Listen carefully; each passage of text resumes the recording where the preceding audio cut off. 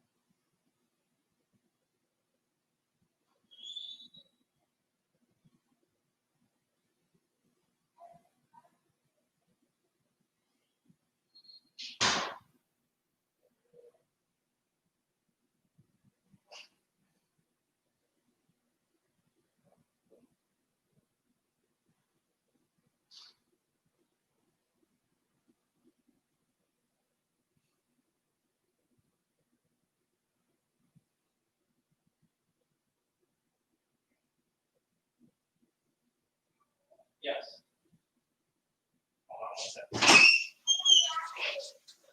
on 1 second.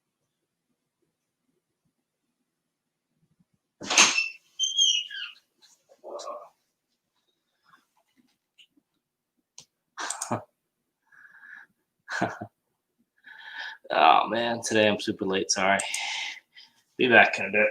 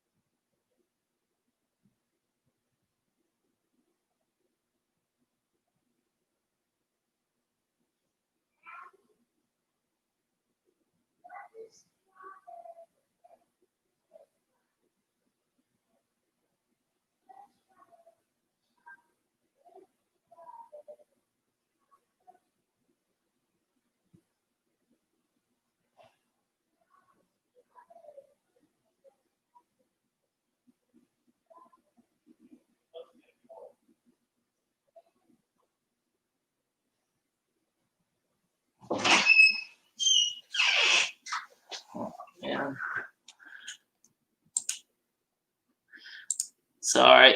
I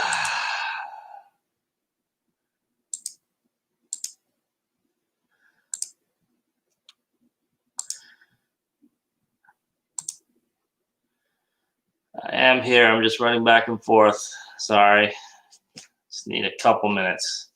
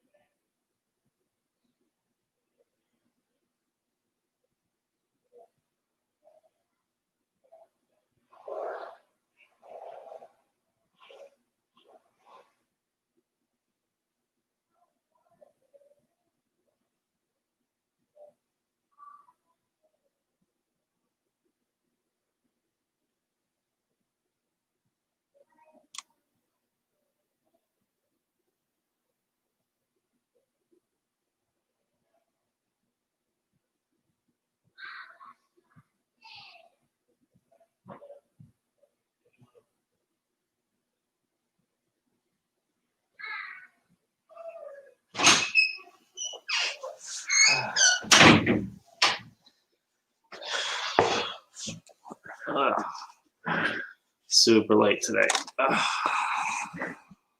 So.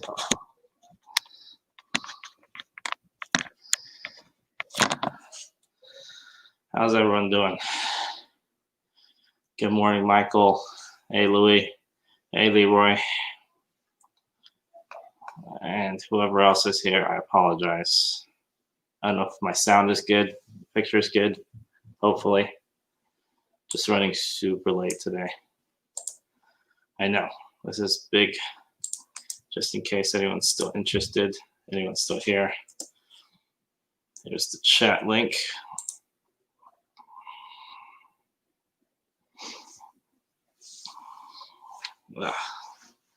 So what am I doing today? Hey, Mickey.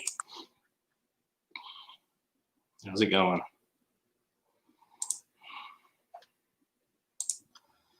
Okay. Work done.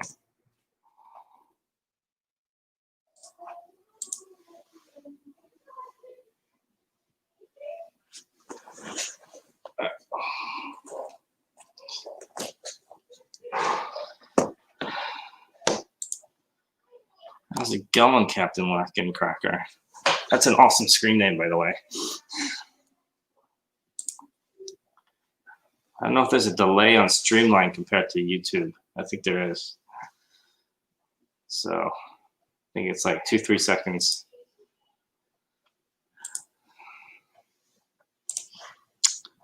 I've noticed slow in my eBay sales last 48 hours. I don't know if you guys have too. I have less stuff to ship. I already packed one last night. I got a couple more, but that's it.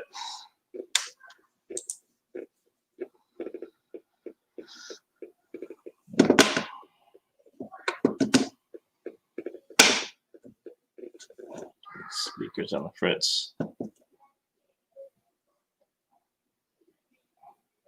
Leroy he was feeling a little bit under the weather, but he said he'll be here in a bit.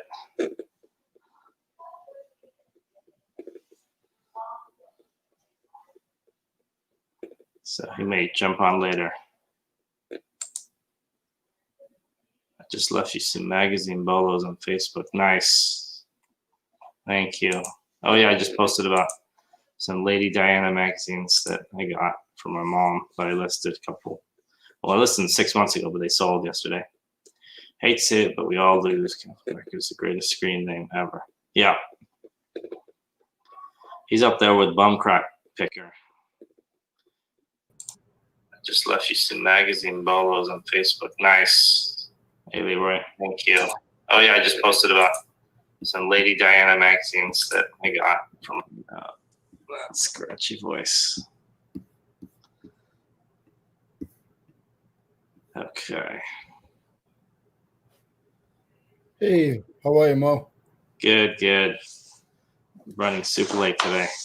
It's ironic that you texted me that you were running late today. Oh. That woke me up. I was like, wait, I got up at 6:26. Oh, no. Super late. I messaged you last night. Well, last night. It was last night to me.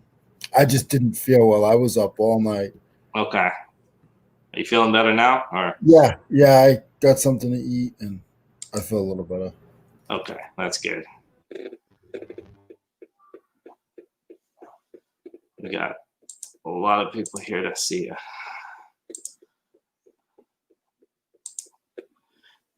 Yeah, I was actually, before I got done yesterday, I was going through these. I got a bunch of these. Like, I thought they were nothing. That's why I didn't bother going through them. like these old, let's see here. These are from like 88. They're from Germany because it says like bully wood on the bottom, which apparently is like the German, like when they sell them in Germany, the Disney things, they write bullywood on them, or they used to. So they don't go for much, but they go for like $10 shipped each. And I got this whole bag. It was, you can see the price here. Actually, you can see where I got it. And it had a discount. When I I was debating. I thought it was too much. So I went to the counter, and I have another bag one too.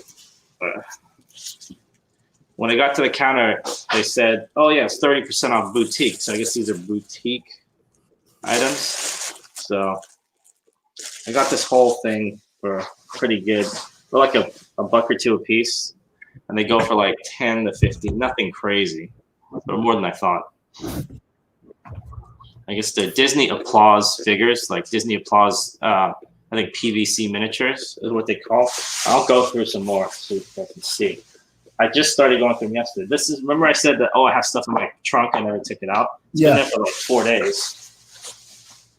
Freezing cold. Let's see. Let's see if I can find any cool ones. Like, I don't know much about Disney stuff. I like the pennants. That's usually what I pick up. That looks old. Let's see what else. This guy, I looked up. I think he's going for like 15. This guy, some Matador. Yeah, I should.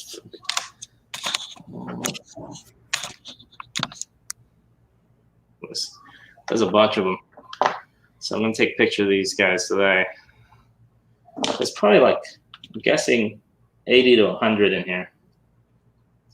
My question is, do I go for $10 a piece in individual shots or one thing for all of them? Because they're kind of on that, on that low end. Yeah. They're going for like 8. Some of them are going for like 30, $40, but I would say the majority are probably like $10 figures. So I don't know. So I spend my time picturing them all. I think what I'm going to do is I'm going to picture the ones I think will sell the best. And then once those go, after a couple of weeks, once they start slowing down, I'll lot them all up and do one more picture of everything. Yeah, that will work. So, yeah, that's why I like big boxes, junk boxes, random boxes, that kind of stuff.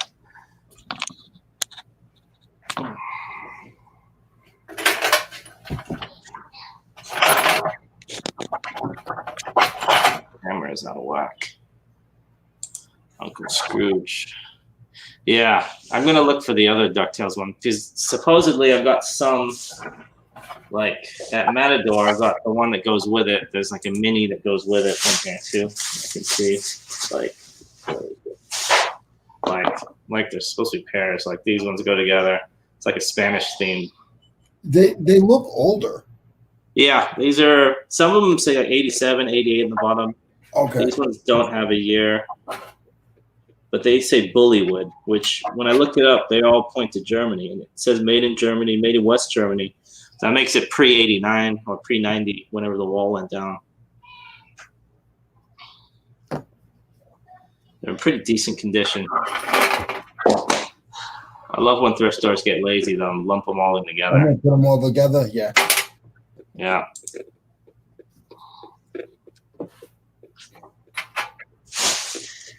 I think what I noticed is that they had 4 bags of these. I took 2 of the bags because they were the big bags, and then they had 2 bags that were tiny, like 6 a piece, and they're like $25. I'm like, how does that work? You got a bag of like 50 for like $34.95, and then you got a bag of 6 for $25. I mean, who's doing that math?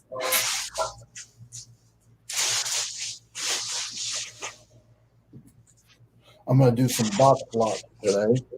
Oh, nice. Yeah, there's a lot of European themed ones. This one is from, I guess, Vienna. Or maybe Vegas, who knows?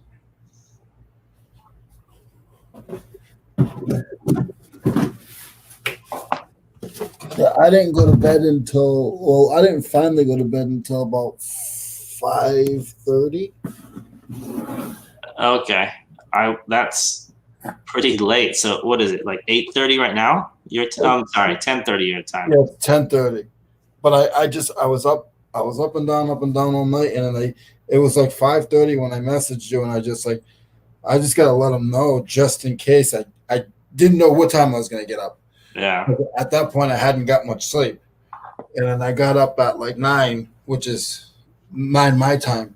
I was like, oh, okay. I was like, oh, I'm good. I'm safe. Do you drink coffee? Yeah.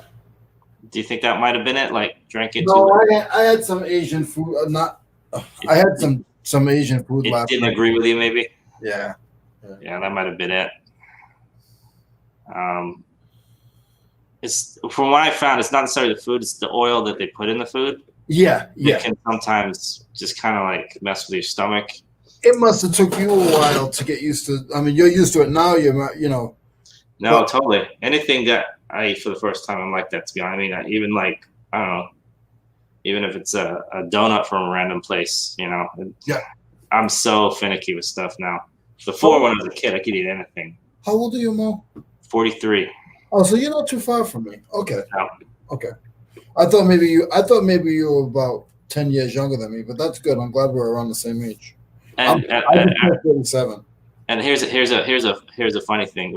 I'm exactly 2 years younger than you. Are you November 30th? No, you're not. I am dead serious. No, you're not. Don't even tell me. You're gonna make me cry, guys. He's gonna make me cry today. I'm serious. I wasn't gonna say that, but I mean, you said it. You said it once, and I wasn't sure if I heard it right. But then you said it a second time. Well, you know what's crazy is I always a lot of guys know. I mean, we're all in the same boat here. Yeah. We know that we haven't met these people. You meet somebody online and you become friends or whatever we call it, and certain people you connect with just right away. You're like, oh wow, you know what? And it's so funny that you say that because I connect with people that have the same birthday as me. I don't know why.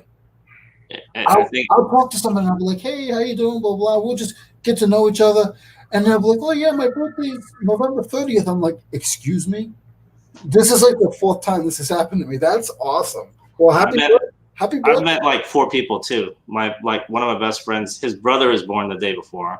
My own brother is born. I mean, obviously not the same year, but like he's born on the 29th too. I don't know. I probably know like 6 people within like 3 or 4 days. Yeah, that's what it's really close. Now you're the 30th or the 29th? Yeah.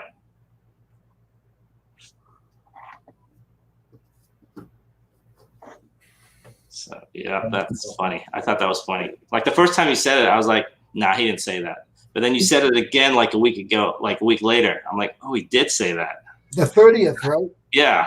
Okay, yeah. Like I used to always look up that day, like, oh, you're the same date as like Winston Churchill, Bo Jackson, who else? Billy Idol. Our birthday. Yeah. I've looked it up, but I forget. It's nobody that really. There's a few good ones, but they never stick in my head. Yeah, most of them are like people from like hundreds of years ago, or that you've never heard of. Yep. That's so awesome. Which makes sense, though. I mean, you got a 1 in 365 chance of being born on the same day as someone. So yeah, my daughter is a leap year baby. She was born on February 29th. Oh, really? Yeah. Do you joke that she only has a birthday, or I'm sorry, they only have a birthday every 4 years then? Yes. I do. I told her I forgot how old she is now. She's 12, so I think she's 2.5 or 3. That's hilarious. Like, Daddy. Sorry, this camera is just. One of these days, this camera that I use here doesn't even, like, the monitor doesn't come with a camera. This camera is from, like, 1998. All right, I feel like maybe like 2001. It's one of the old Windows ones. I got free. It was a Amazon reject that I had. That I just I popped it open and it worked still. Because when the pandemic started, all these things were going for like $100. These $2 cameras. Yeah. Ridiculous. Oh, they were big bucks. I know people that were selling that stuff. They were like, I'll find another one after the pandemic. Mm-hmm. Big time. When the puzzles. Well, did you have puzzles? Did you have anything that you did? And then what happened was a lot of the puzzles got gated. Okay. And then actually no. Oh, Michael. No, he's in Mississippi. Yeah. And I had a lot of puzzles. Like what's that company? Buffalo. They make a lot of puzzles. Like White Mountain or Blue Mountain. I forget what they're called. One of those guys. And then they gated them. So these puzzles are going for like $30 to $50, and then all of a sudden, I need to see a wholesale license. I'm like, Yeah. So I did a few on eBay, but they moved faster on Amazon. Yeah. I want to say hi to everybody in the chats. There's only a few of you guys, but actually I see 7, but I only see a few names. But thanks for stopping by, guys.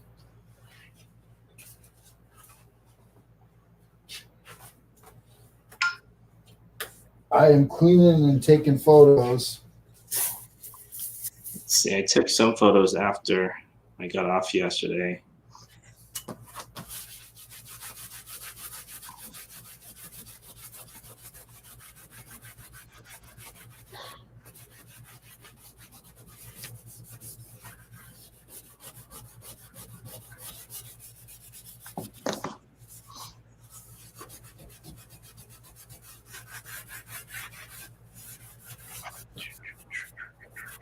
No hits on my printers yet. No hits on your printer? There will be. Not yet. You know what it is? This is probably one of the, I don't know. Some people are saying the opposite. Some people are saying right now it's an easy time to sell. I think right now is the lull because a lot of people bought their Christmas stuff. Yeah. And it's what, 6 days before Christmas Eve? So, Yeah. so I think that's why. Yeah. I think in a day or two, once people start getting gift cards, 25th, 26th, 24th, you'll see some. I think we're gonna get slammed because you know how just many, yeah, definitely. there's so many gift cards now. I was at the mall yesterday looking for a new hat, and the mall was like dead as a doornail. Yeah, I need a new hat. Like I was wearing a hat. I think I wore it on here 2-3 days ago. It was an England hat. And I was wearing it. I was looking at the picture after. I'm like, that feels like it's shrunk. And I put it on again. I'm like, yeah, like, I don't know what happened. Yeah. Maybe my head got bigger. I'm very picky about my hats. Yeah. That's why I wear this one. I wear this one because it's like 90% mesh. I don't know if you can see that. So it stretches. So you're telling us you got a big head, Mo? Yeah, I think so. I guess so. You can't lie about that kind of stuff. Right.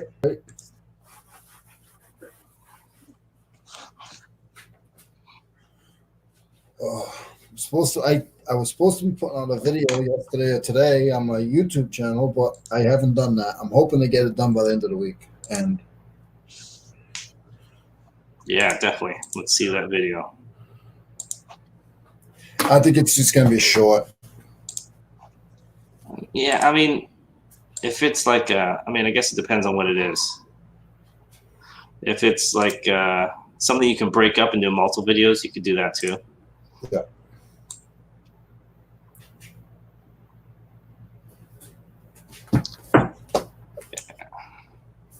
Yeah, it's funny when things happen at once because today my son was took a while to get up, and then it took a while to get up at the same time, and then you texted me too. So I'm like, it's funny how things all happen at the same time. At the same time. Yeah.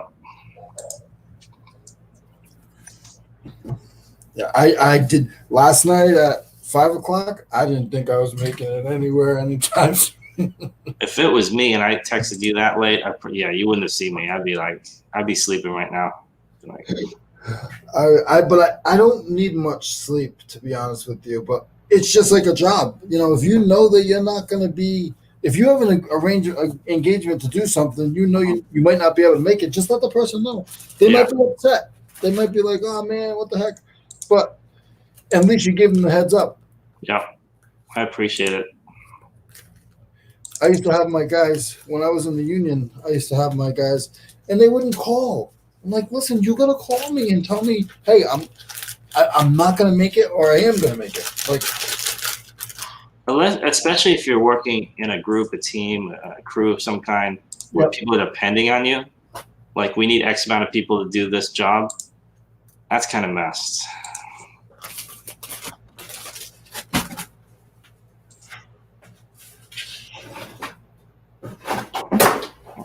Imagine what people did before cell phones.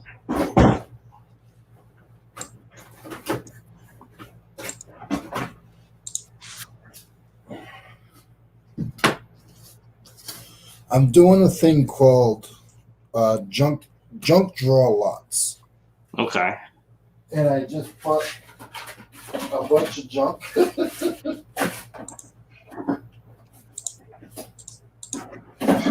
I put a bunch of junk on the table. I take a picture and I put it up for $5, and I let it ride. Is it an auction or is it just auction? Okay. Do you care about when you start the auction? I try to do it at $5. No, I was saying the time wise, like a certain time of the day. No, I haven't really been that guy. I'm not that guy right now anyway. I think the main thing is if you do it during like 9 to 5, then normal working day, then you're fine. We said 9 to 5. Yeah, like I wouldn't do it like 3 in the morning. No. That's when you get sniped. Yeah. But if you do it, because my best buying times, I looked it up, are in the evenings or in the mornings or lunchtime. So obviously when people are taking breaks. So you're going to work, you're at lunch, or you're off work. So right now should be okay for you. It's what, 10:40? Yeah. And you know what? I've done this before. Sometimes it works, sometimes it doesn't. Yeah. It's all my 50-cent item stuff that I sell at the flea market. Okay. And I'm cutting back from the flea market, but I still need to try to move stuff. Yeah. So I'm going to be honest with you. If I literally got like, if I only made $5 that I started with, I really don't care. Well, that's another thing. You're not doing it on your top stuff. No. I mean, some of them, once you get, I think with the auctions, with me, with the tools, once you get a clientele, once you get people seeing that's what you do, that you do tool auctions or you do auctions with what I'm selling, I feel that yeah. Let's see, my son's running late. He's got 7 minutes to get in there. Go ahead, I'm here. You can go. No. He has to do it on his own. He's not. His teacher is very adamant that his parents don't like step in and do too much for them. Oh, okay. Like you can't be sitting next to him or anything like that. Yeah. So that's why we have to call from outside the room basically to do it. Oh. And this week he's usually there. Has to be there at 8. Then they're telling him you have to be in your seat at 7:55, which he made a big deal about. And I was like, okay, that's your seat that's 4 feet away from your bed. When we were growing up, we did that. We couldn't do that. We couldn't make that excuse. No, back in 2019, remember that year? You couldn't make that excuse. It said 2019. Oh, jeez. The school bus is coming in a second. Yeah. Get outside now. I remember because the schools when I was in England, me and my brother, the schools we went to were pretty far from our house. For whatever reason, my parents picked a school that was like 5 miles away. And then in the winter times, the school bus would break down. So we'd literally have to walk through the snow. It wasn't bad. To be honest, it was fun. I got to admit, but fun times.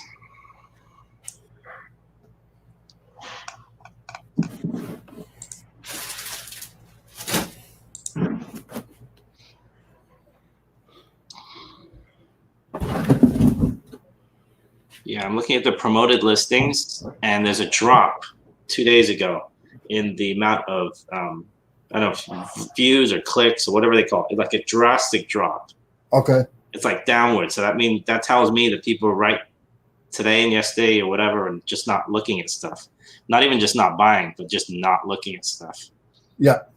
So yeah. Mickey, you like my junk drawer a lot, huh? I'm still adding to it. You charge shipping on that though, right? Yeah. Okay. Because that looks to me like it's relatively heavy.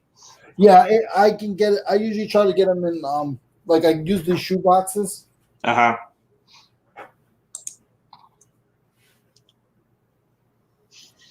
Source Ross for sneakers, not I too much. use these. Okay, those are pretty sturdy. Yeah. Actually, the cardboard in those is actually not too bad. I mean, it's not. I wouldn't put 50 pounds in there, but you know the priority bags. yeah. I've had 40 pounds in one of those before. Well, those are. Well, here's the thing. As long as it's not something that's going to puncture it, Yep. you'll get away with it. Where people get messed up is when they put like sharp objects in there and it goes through it. Yeah. But I'll wrap the item before I put it in the bag. Yeah. Especially when it's something like that. Yeah. But I notice with these, I notice that I do better if I do them in those, because I might only have like 5 pounds.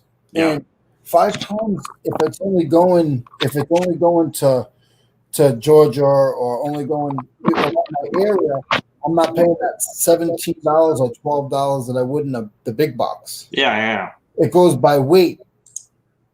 So I feel that I do better doing it that way. Oh yeah. And have you checked out Pirate Ship? No, I've never used Private Ship yet. I mean, it's basically you're not using Pirate Ship is just that website. You're not using them. You're using whatever shippers they have. Yeah. But you might want to check them out. I mean, I don't use them that much, but I've used them a couple of times for stuff that goes pretty far. Yeah. Like for you, if you're going to California, that kind of stuff. And then the second thing I'd say is regional boxes. Okay. I'm out of regional boxes and I can't get them right now, which they're hard to get. I don't know much about regional boxes, to be honest with you. To be honest, the easiest thing to do is when you go to ship, you know how eBay gives you that list of prices? Yes. Look at the lists. That'll be the easiest way to start. And then sort and see. I don't know if it lets you sort, but look for the cheapest ones. And if you see, regional to California is $3 cheaper. That's how you know it's better. Yeah. And then, but the only thing is you got to get the box from the post office, which right now is nearly impossible. Hey, Luis, how are you, sir? So they're back. Like you know all about that. It's kind of backed up. You got your guy though. So I would definitely get them. I don't know. I have regional A boxes that I get. Maybe you have regional B. I forget how it works. I think maybe the country's cut in 2 or cut in 3. Yeah, I don't really. I'm just learning now how to like mess around with the mail. I'm just so used to I'm the sort of old school. I'm so used to just putting it in one box and I just ship it. Yeah. So I just started using FedEx because I was so used to using one box and just let it go. To make it easier, Anya, I'd just say just look through the list right before you print out a label and compare the prices, and then that will get you on the road to figuring out what to do next. Okay. And then you can include. I think it has a tab for FedEx and UPS right in there too, so you can compare all. But for me, to be honest, I don't use it as much because a lot of my stuff is like this. It weighs like an ounce. And that's normally my thing. Normally, I'm just selling this one lock. You're not going to beat USPS first class or whatever. Then nobody is. No, nobody. Their first class is the cheapest, and of course, it went up. Yeah, I think I see somebody. Hey, Louie. Hey, Louie. Hey, good morning, Leroy.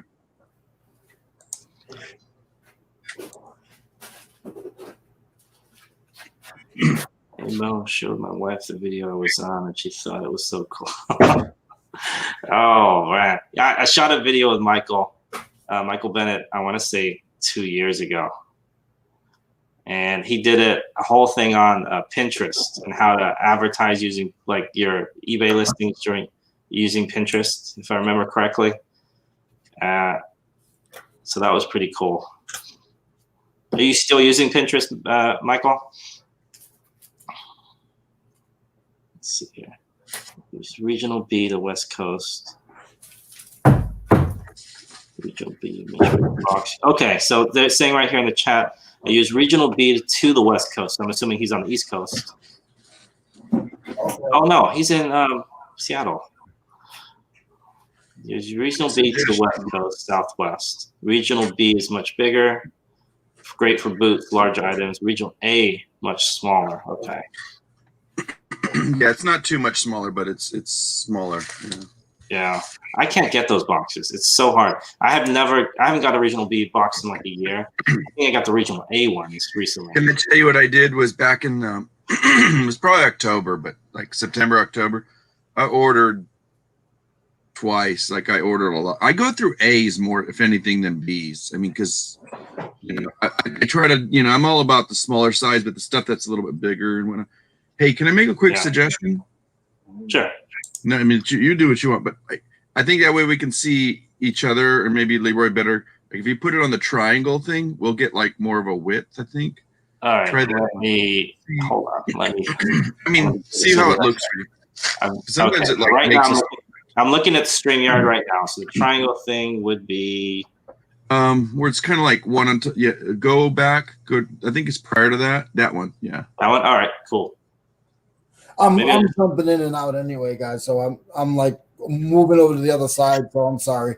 No worries. We're like tiny. When there's more than one, it's like we're all like this. Okay. It doesn't matter. It's more about what people hear. I mean, this is just, it's not me. It's just what I remember hearing a lot of people consensus on lives, but more like when they do like interviews, for some reason, it just, in case somebody does move a little bit to the right, you can see, or like, hey, I'm talking about this or blah, blah, blah.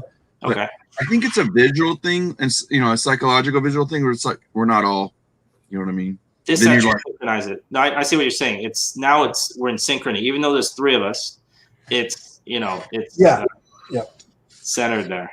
Then, some people, this is what they told me. They go, hey, do this because I can't see what so-and-so's doing. And I'm like, but we're talking. They're like, but I want to see what he's doing, So like, everybody loves Leroy. So they want to see. I don't know about that, guys. I don't know what kind of coffee you guys were drinking this morning. Well, I mean, except for the coffee that I wasn't drinking, there's a couple bullies that want to come out and get you. But water. So I think this lot is done, Mo. Nice. I'll show you in a second. I'll pull the computer up and. Are you guys coffee drinkers? I am. I'm not getting into it. For the longest time, I didn't like the taste of coffee, even Starbucks coffee. But I'll tell you what. I know this is kind of snotty, and it took me like a while. Like I can't do like when I go to families and stuff. I can't stand. I'll drink it, but I can't stand like Folgers and stuff like that. And I read out of like one of these scientific magazines, and the process they did it. And I'm like, so I was just trying to consciously understand, like, oh, well, that's why the taste is just so putrid, is because they process it so much. Ugh. So my friend he started laughing. He goes, I'm glad you're getting it. He's like, I'm like, well, that's not funny. He goes, I'm not making fun of you. He goes, but listen. And he takes me to a store and he shows me, like, he says, it's best if you can do organic, of course, because they don't mess with it. But because it's also like a philosophy. But if you can get past the psychology of like what's good or what's not, but find whether you like medium or you like strong, darker the roast, the less caffeine, of course, Okay. And so, like, if you want that nice, I need that little buzz. Medium roast, that's why most of the time you'll see, it says breakfast blend, it's a medium roast. Okay. And so the more they roast it, as I was reading this scientific magazine, they were like saying, the more they roast it, the oils of the caffeine will come out. And so you don't get it. Oh, okay. That makes perfect sense. Okay. All right. And sometimes some people like that dark roast, which to me it kind of almost gets closer to getting burnt, especially the darker it is, And it's like, well, I want that nutty flavor of the coffee bean. You should listen to who are those guys? I used to Scavenger Life. Yeah. Because they're like roasting their own coffee now. Yeah. Well, I also did some research because I'm that type of dork. I'll go down a rabbit hole and I would study Costa Rican versus Nicaraguan type of coffee beans and South American. And then I was like, okay, really doesn't matter where it comes from. It's how they process it. And so in that scientific magazine, it was really about decaffeinated coffee, and that if you knew what they did to decaf coffee, you never drink it again. You would never. I mean, it's chemicals and it's a type of chemical bleach, which is really bad. They bleach the beans to take the caffeine out. So yeah, so That's it's crazy. Ugh. I got this one. It's only in our region, and it's thank God in some ways because like I'm kind of greedy. I'm like, this is so good.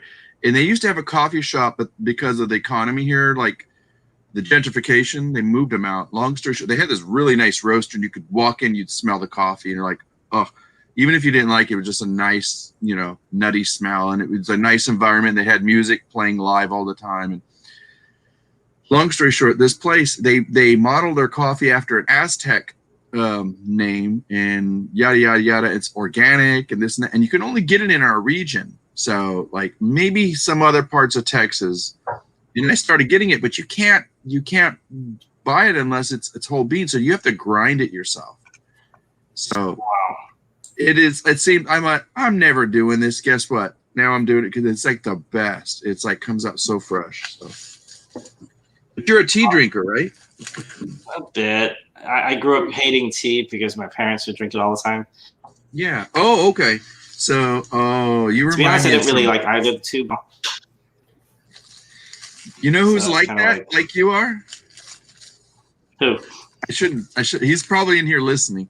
I know I just saw him. Callie, I hope you don't mind me snitching on you. Callie Reseller, Louie. He says, I can't stand the smell of coffee. He's like you. It's a. It's from a childhood, I guess. But I'm used to be honest, I drink both of them now, and I've used them both. I just not like I don't know anything about, coffee at all. So I'd be the one drinking the McDonald's coffee. Yeah, I mean, I'll drink theirs if I have to, and it is. I'll be honest, it's probably maybe a step up from 7-Eleven, but some people debate that. I don't, Anyway, it's not about coffee. Hope you good. Did you guys already wrap all your stuff up for the morning? Yeah, I didn't have much. That was already done last night, actually. I had gotten lucky. I was telling Kelly, I think the day I was on with you guys, I listed probably about 20 things, and 3 of them sold. There were 2 Wii video games. One was a Mario Brothers, and another thing. So I'm gonna wrap. I'll be back.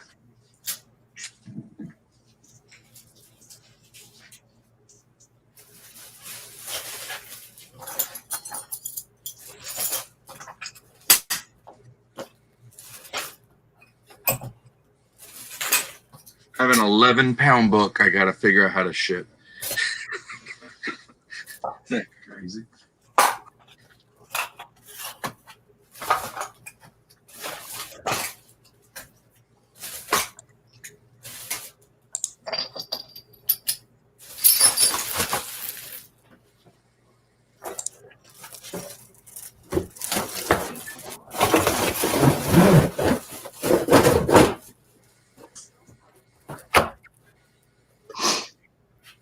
Sorry about the noise, guys.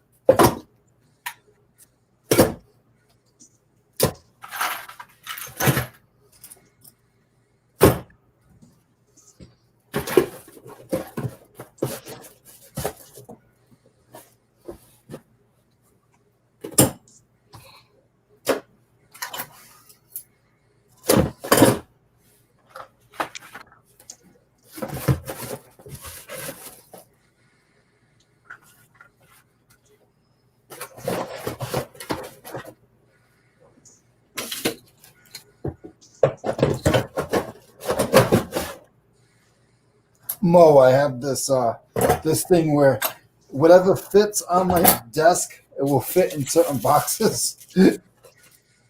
So all There this, you go. yeah, it fit on my desk. So usually when that happens, it will fit in my box.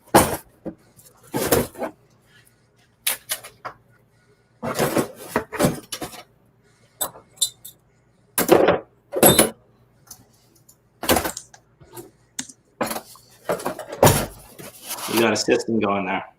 Yeah. Let me see what this box weighs. This is probably going to be about a 10-pound box. Let's see. ounces. Yep, 9 pounds, 14 ounces.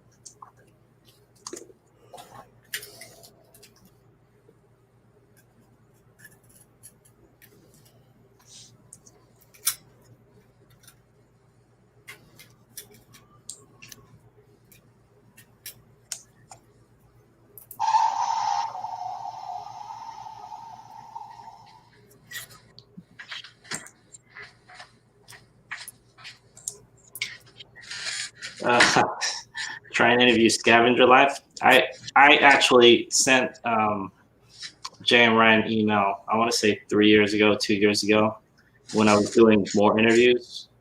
And they sent me a very polite email back.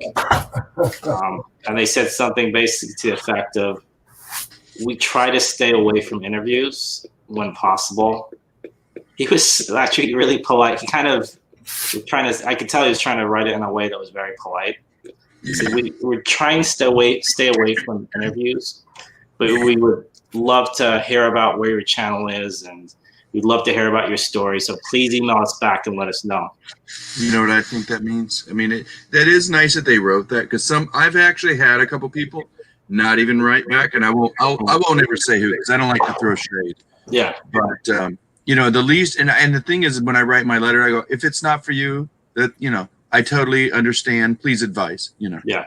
And you know, I preface it with like kind of a, this is what we're about, really short and sweet. And most people do try, but I will say this much: once they get up to 3,000 and 4,000, or how many, they're pretty high up there, right?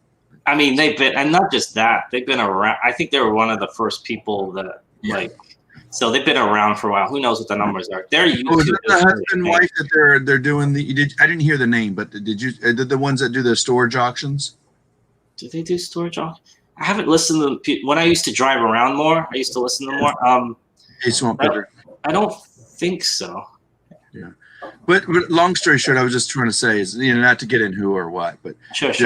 You know, like, I understand people are busy, and you know what, and it is about their business. Like, if they're trying to make money, it's hard to stop for an interview, you know, because it's all about logistics at that point. And so, yeah, that's true.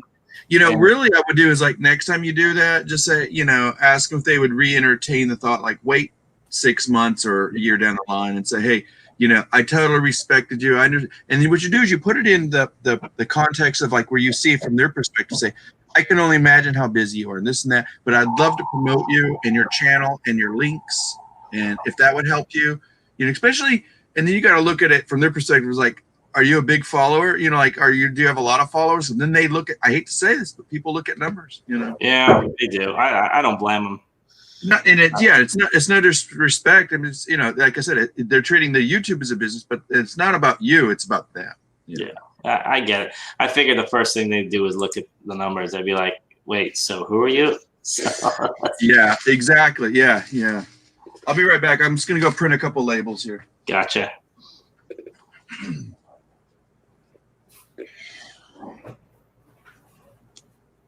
Yeah, well, Chad's got a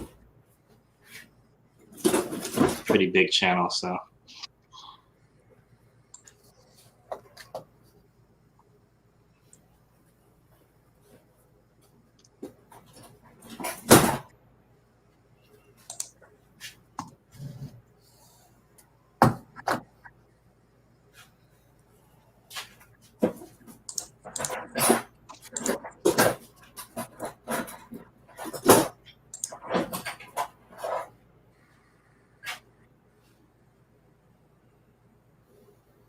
I appreciate it.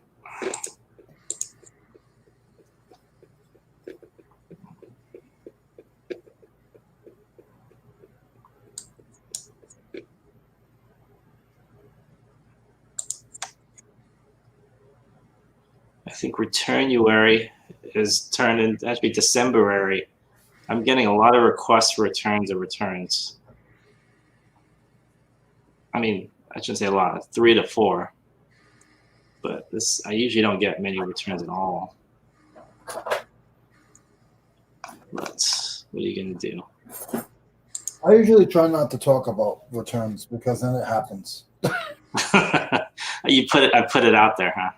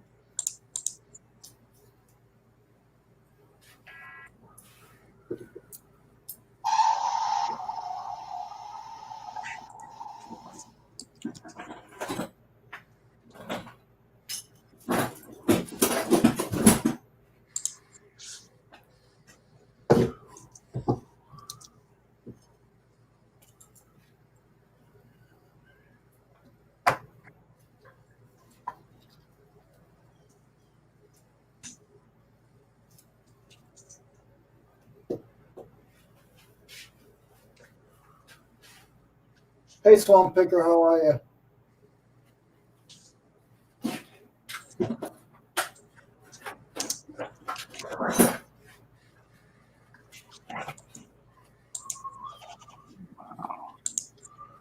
It's still slow.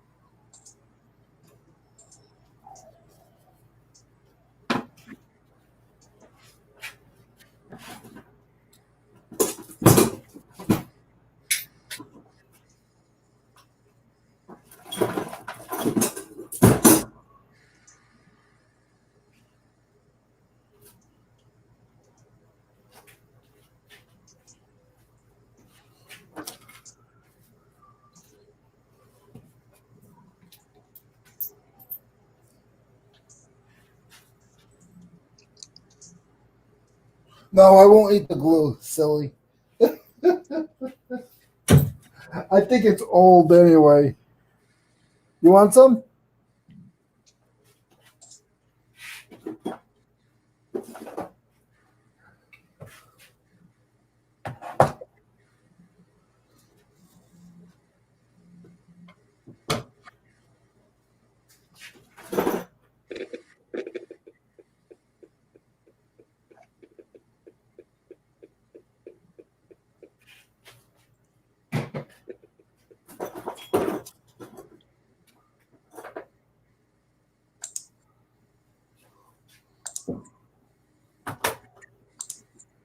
I try to do some of these box slots a week.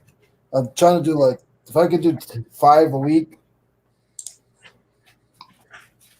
That's a good way of clearing out stuff too. So Yeah.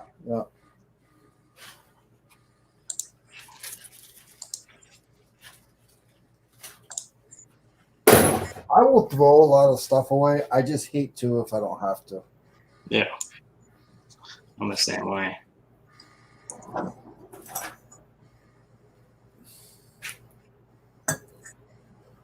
But I'd rather like sell it this way and make $5 or $10 than give it away for nothing. Just Yeah. You'd be surprised. It's just about getting the eyeballs on there. Once they see it, you never know what's going to sell. So. Or they see your format, like I said. Like people start realizing, then they'll keep an eye on it. But you got to be consistent with it. Like I have to do listings. These kind of listings every couple of days, and then I'll start to do. The first couple, I'm going to lose my shorts, but then once I get a fan base, then I'll be fine. Yeah, definitely. I mean, I see guys selling. I've been watching junk lots for years, and I see people sell stuff like a lot worse than what I have, and I'm like, "You really got $20 for that? Are you serious?" It's hilarious. If you did a search on the stuff people buy and the prices, some of them are ridiculous. I mean, it's no joke. People joke about those VHS diamonds. I personally think it's like money laundering or something. But I mean, $10,000 for a 50-cent VHS cassette. Yeah. Okay. But whatever. Yes, I am. I am selling this lot on eBay. Yes, I am.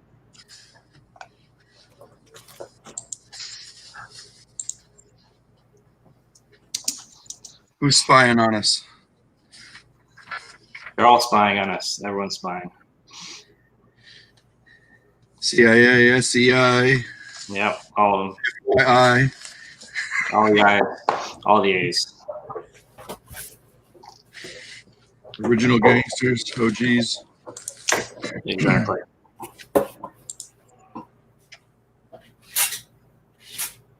Have you been listing a lot, Mo?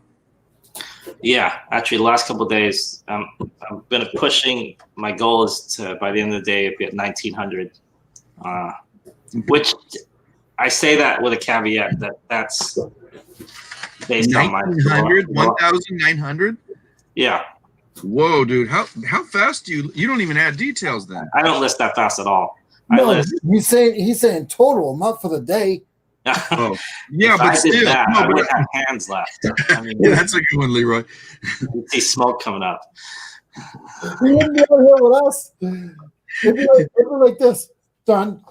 Like, No, that's Kat. She told me a secret, behind things like, she already mentions it in general, but like I know how she does it.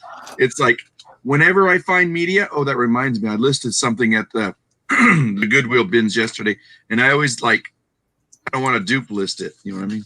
But I'll list stuff like if it's a quick scan, like oh yeah, sorry, 2 or 3 days ago, I went and I found nothing but like these things, Nice. I sell that all the time.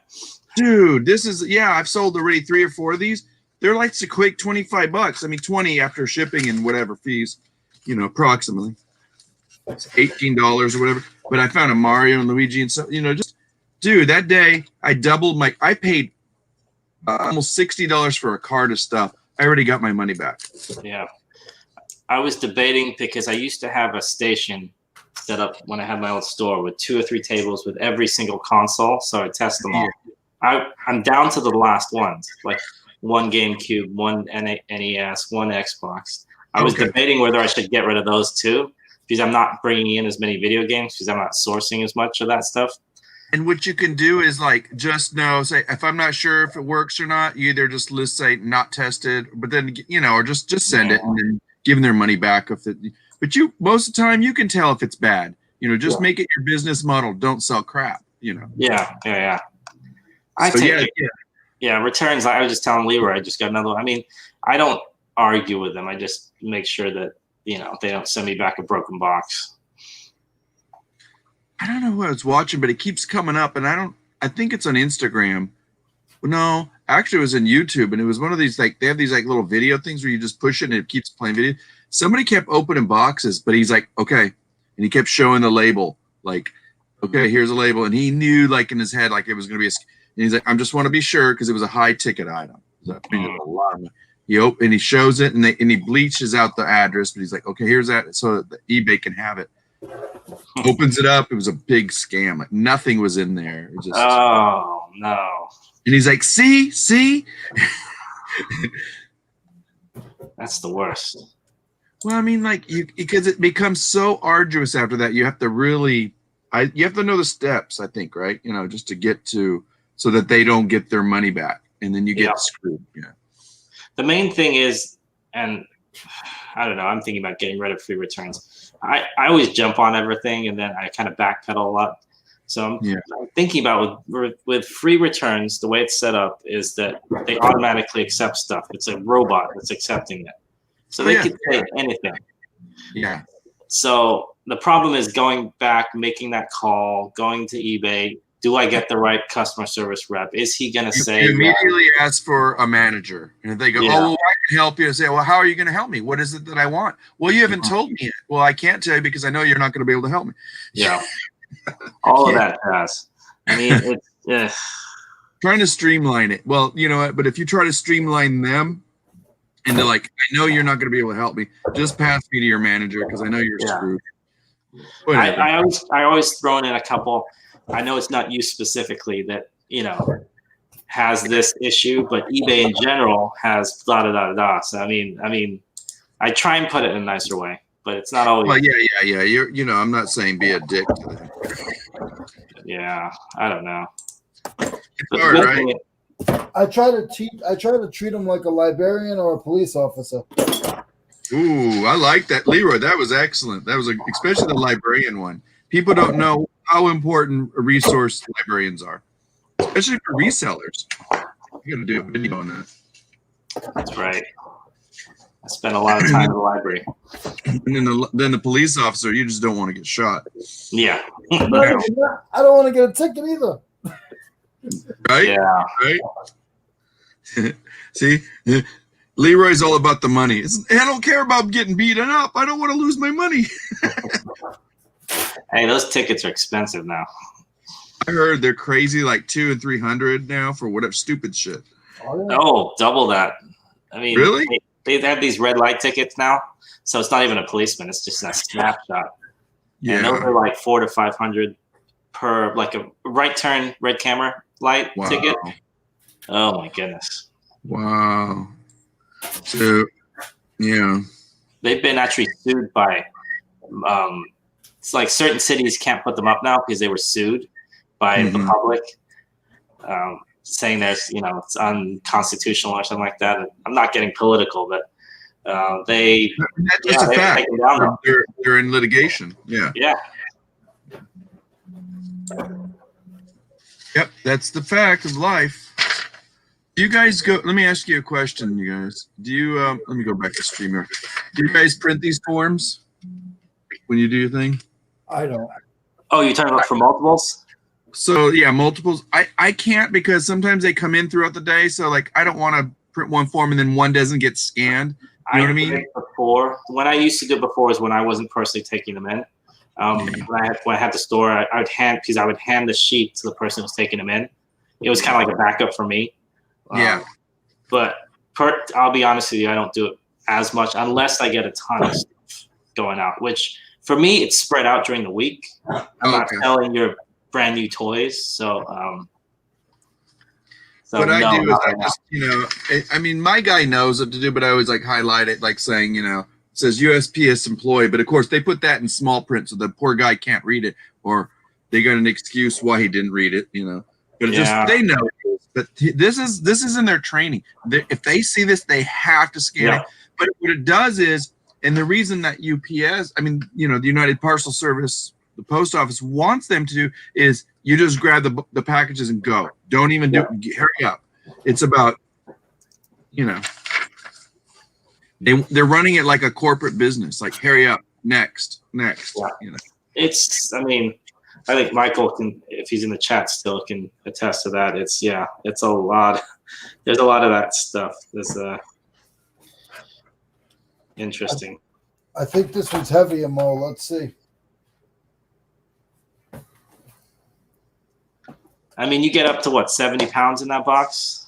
Yeah. I mean, I wouldn't push 70, but this one's 9 pounds. Oh yeah, you're okay. 9 pounds, yeah.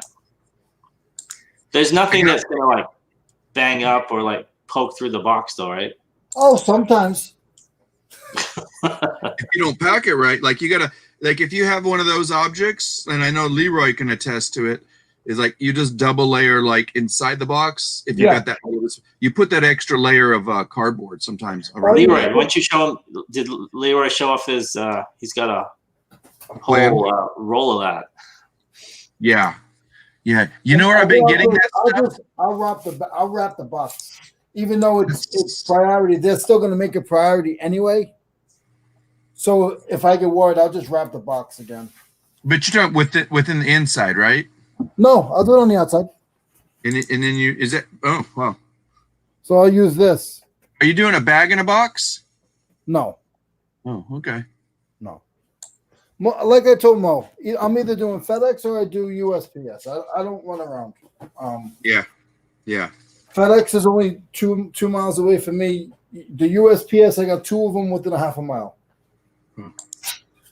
Oh man, somebody from my own city bought this. I should have sent it media mail. It would have got there one day, and I spent money on priority. Yeah. I don't even. What is this? I forgot what I'm sending priority. Oh, it's a pair of shoes. Oh well. Then I'm not even wrapping it that much. It's legal flat rate, some shoes. Which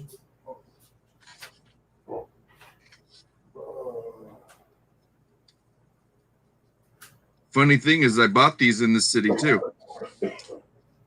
Oh, okay.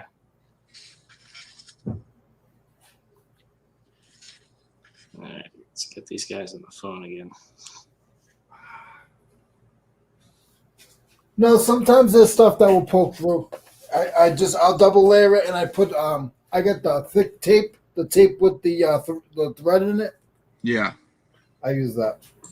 Oh, okay. Yeah, whatever you need to do, like just make sure it gets there, right? That's all I care about. Yeah, and that's our job, I put bags. I mean, I do put bags and stuff. No, because like when they were doing that, like I would think about doing that inside if you can, so it doesn't poke. But I don't know. I mean, it depends. It depends on the size of the thing. If it only, it's easier for me to get it all in. I put it in a bag, get it all in, and then I put. If I feel it's going to poke through, I'll put the cardboard on the outside. That doesn't matter. Yeah. Well, once you get in the box, there's no more room. Yeah, exactly. No, I'm just trying to see it from your perspective, Leroy.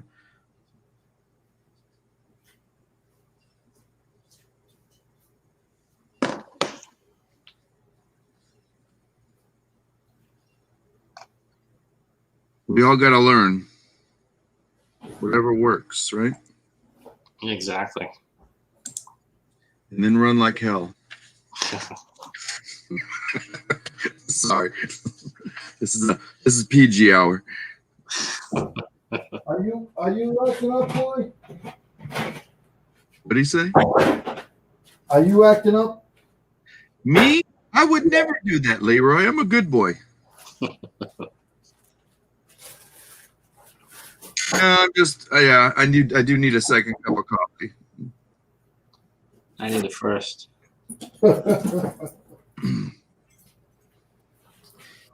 One thing I do, and it takes an extra step, and everybody goes, oh my, I'm like, you know what? I'm not selling like 20, 30, 50 a day. So, and some days when I'm in a rush, I don't do it, but you're going to laugh at me. I'm probably going to catch out by showing this, whoever's spying in here. But see this at the bottom of the address? I always do this. I'll highlight it, and I do that. And I did this once, and a postal lady, when I used to bring them up to the front, she's like, come back. Because I dropped my stuff. I was come here. She's like, are you the one that does this? She's like, everybody in here is talking about you. And I'm like, uh-oh, am I not supposed to do that? She's like, no, on the contrary, thank you for doing that. She's like, we were just noticing you're the only person, maybe once in a while somebody will write it out with a Sharpie, but you're the only person. We've been wondering who the hell is this, this person, like it makes a difference for some when it gets there, because what they're looking at is, even though they scan it, they look at the zip codes when they're separating stuff. Yeah, that's all they do is look at the zip code. And I said, well, I know that because I said, I know that. And she's like, well, that's very, she was very polite. She gave me a compliment. She's like, that's very thoughtful of you. She's like, but what made you want to do that? I said, realistically, I said, in a selfish way, I said, I just want my packages to get there. But I said, and in order to do that, I need to do something to help you guys step up your game. And that is, if you can see the zip code quicker, she's like, you don't even know.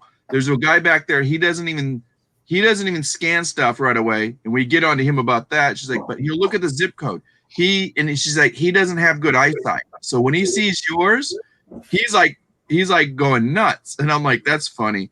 She's like, because he said he's going blind. And I went, oh, and I didn't know that. So, and our labels they're printed. They're tiny. They're just so tiny. Yeah. So sometimes I even highlight it. I'll just write it with a red Sharpie marker. I put the state and the zip code. That's it. Especially if I only got 3 or 4 that day. Big deal. I think I do way too many steps on all my stuff. But that's just the way that I do things. And people say, "Oh, you're doing all this for $5 item or $10 item." Yeah, I am. But yeah, I hear you, Leroy. But if you feel comfortable and you know how to do it quick, that's good for you. Exactly. I mean, and then I have days where I'll list a $300 item, a $500 item. So some days it seems like to people I'm wasting my time, but in my eyes, as long as I know I got my big ticket items going in a couple times a week, that's all I care about. I will say this much: the one thing I appreciate about you, Leroy, and this is, I'm not trying to blow smoke out your butt, because I'll jab you once in a while just because I love you, but you got a humble heart. Like you're just like, hey, I'm grateful. Today I got my 300, whatever. I got some nickels and dimes coming out of the day, but you don't treat it any different, and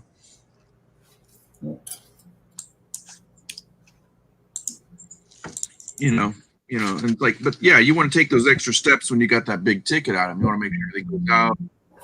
Yada. Did Michael say he's working today? I don't know if I asked him that. I did, but I tell you what, the stream is so far beyond. I don't know. I will respond in 2 minutes.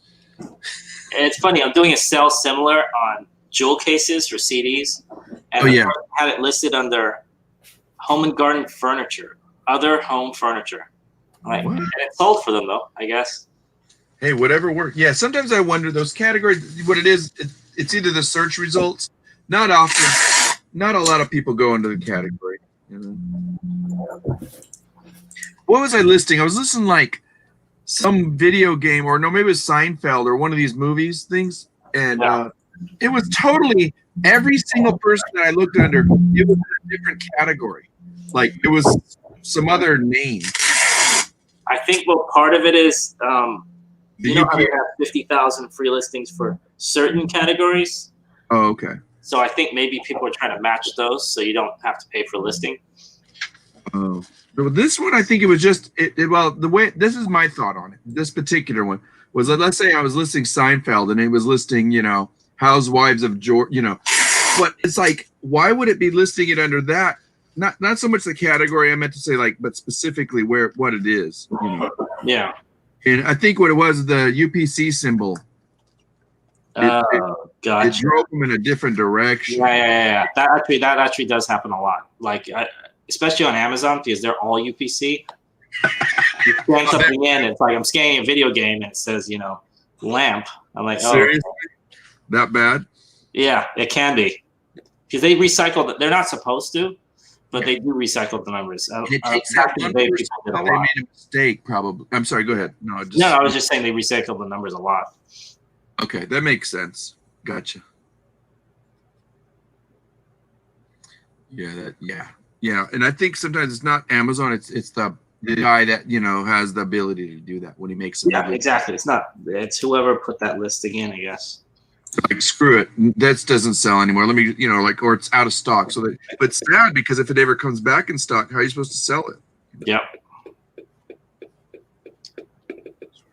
So that's what I always say about eBay. When they're trying to chase Amazon, the thing is that I feel, and I'm not a programmer, that their website is based on a lot of old, bad code. and it's kind of like building a house with a bad foundation. They can't get rid of the foundation. They kind of just have to build on top of it. So I'm wondering if there's a lot of that going on from 1994 or whenever they started. 1994. That's hilarious. Hey, see these totes? Oh yeah, I know those totes. I know those totes well. Yeah, I love those. I got a place up north that I go. When I was living up there, and I'd go, and that's where I got my shelving too. And they buy out businesses. Okay. And I mean, they, to most people, like they're, I pay a lot for them. I pay $4 for them. Okay. But I had to buy 100 of them. What? Yeah. But those are the ones that the United States Postal Service will use the exact same kind with their name on it, but they use them for letters, right? Yep, exactly. Yeah, I use all mine for tools, and that's what I use all my inventory is all these. And for you, it makes sense because it's not too large because tools can be heavy, and it's like big enough that you can, just get in your long stuff and yeah. Yeah. So, I mean, I think it was worth it, to be honest with you. To a lot of people that they don't, but I think it's worth it. They don't break on me. They might fold, and I don't get most of them to fold either. Yeah. No, they don't break. They just kind of bend a little bit. I'm sorry. Go ahead. No, I was saying that they don't really break. They just kind of bend a little bit. I dealt with the USPS ones all the time when I had the shipping store. Yeah, right. Those things are sometimes they even. I mean, they're kind of perforated. If that makes any sense. So it's meant to bend and kind of shake. Yep. And they'll bounce back. Like sometimes I'll stack them, and I'll stack them crisscross, and then after a couple months they'll bounce back if I put them back into sort of nest them. Once I nest them again, they'll bounce back. Yeah, I mean that's the nice thing about plastic, kind of rubbery, unless you got that hardcore stuff. But yeah. Like I said, to most people, I mean, we all do our own little things, but that's just a good little. I like them so much better than the bins. Well, let me ask you this: like you were making the case, Leroy.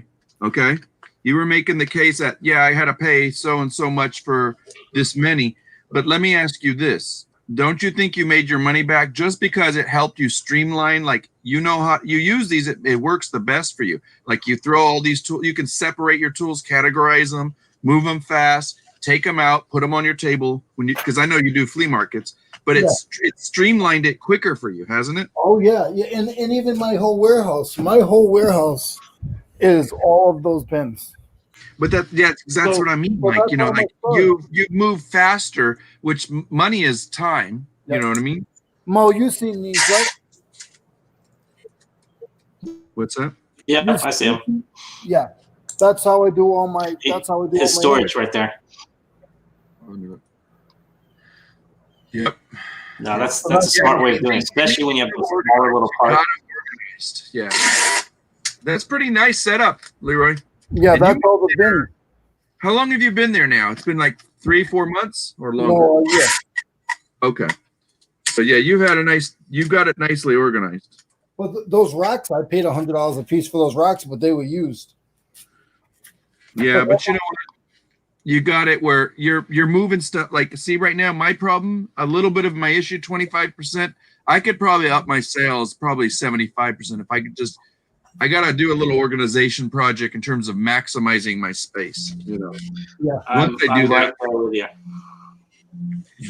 because I had to leave most of the. I had some really good shelving units that I had back at the old store, but they wouldn't have worked. Because you need to get into the wall, but they were really because I had slats on all my walls. So I could move them around depending on because we would sell a lot of cardboard boxes. Okay. They change shapes, but it was so easy to change them. That wouldn't work unless you have that. I mean, I guess I could bolt them into the garage wall. My garage right now is a mess. It's funny. I tried to do a video saying, "Oh, I'm gonna redo my inventory" like 3-4 months ago. Can I give you a tip? I did this one day where I got so frustrated. It was just, and I said, okay, Leroy and Mo, do you remember when Christopher from Day of the Refinement was on? He re-inspired me. Like I always hear him say it. But it was like speaking to me. He wasn't necessarily telling me per se, but he was like saying in general. about the maximizing of space. Is like one day, he says, take little chunks, like, don't think of your death pile. Go in the death pile, pick 10 items, go list it as fast as you can, list it. I don't care if it's the 10 that you want to list, the 10 you'd like to list, or the most 10, or the 10 that you think you're going to get the money. Pick 10, go do it, get it. So, it's basically not talking about that. But the thing was, so my death pile was being stopped by this one little area where it's right next to my other room where I do my printing and this and that. So I have a little bit of a streamline where I pick from a certain mini death pile, which is the stuff I glean from. Yeah. Put it up there, take pictures, list it. And then, I print my labels, go to the next section, and I have this shelf now. It was horrendous. So what I'm trying to tell you, Mo, is just do a day. I don't care if it's random. Just jump on live, make a quick thumbnail, and say, maximizing space organization, live, whatever. Yeah. You can say list whatever you want to do, and just jump on there. And when you got people there motivating you, but the thing is, you got to get up and you got to be constantly moving. And in like 2 hours, I got all that stuff reorganized. I got a shelf up. It's made things so much smoother. I need to. I mean, I've got 2 shelves up. You can't waste the right size. The only bad thing is that the bins that I have are not uniform. They're they're kind of a mismatch of all the old ones I had. That's the problem. Yeah. So back to that. Like Leroy's right. What Leroy said, it's not just that it's a problem. Don't look at it as a negative. But look at it as you do what you I'm not saying you, Leroy, but I like, it's a semantics thing for me. I always change the word around for, instead of saying problem, I go, this is my biggest challenge of today, which, okay, good. Now I know, it's my problem that's a challenge. I got to say, what is my aim for today or this week? By Thursday, I need to get this, use a superlative, whatever, and then just go, this is what I need to do. And so, like, for example, the other person that's connected to Christopher was, have you heard of this lady, Leroy? Did you see her when she came on, Mo? Was back from burnout. You know what? I think didn't I see her on your show? Or she was on my show, but she has her own show and she's brilliant. Now go back and check out her last video or wherever it was. Maybe it was on Instagram. She has a storage shed. Okay. And it totally like inspired me. I saw this like within the last 24 hours and I freaked out and I went, now this the reason I'm mentioning her is what'd you say about boxes? About the size. Yeah. Dude, you see it. She bought a special table, like Christopher's always on her ass. Like she's on his channel sometimes, and they'll do these things. He's like, it doesn't matter. I don't care about cost. Don't worry about that. Do this. Go buy it. It's gonna pay for itself tenfold later. Yep. And she's like, okay, and she gets in there, and man, oh my God, it looks like a business store in her storage shed. To the left is all her bins. To the right, she's got this wonderful table, and behind it, she's got more storage of stuff. But I'll find it. I'll send you the link. And it's like, you need it's what it is. She's got like, underneath the very bottom row, she's got bucket full of like tape. Underneath that, she's right next to it is like a certain type of boxes, and they're like, and she picked some containers like Leroy's. She got it all. I mean, down to the millimeter. Like everything is just. So she's standing there. Boom, boom, boom, boom, boom, boom, boom. She's got everything under 2 minutes to wrap. Under 2 minutes or whatever. It's like this. She goes to she prints her labels. She goes to her storage shed. Boom, boom. Did you find it? Yeah, I need to do something like that. We all do. I mean, but the thing is, you got to constantly do it. Yeah, that's true. It's never, That's what I like his name is Daily Refinement. Just a little bit each day, moving in the right direction. Hey Mo, I build shelving for plane tickets. What? There you go. What? If you wait a couple months, the weather will be nicer. It'll be 70 by March. Exactly.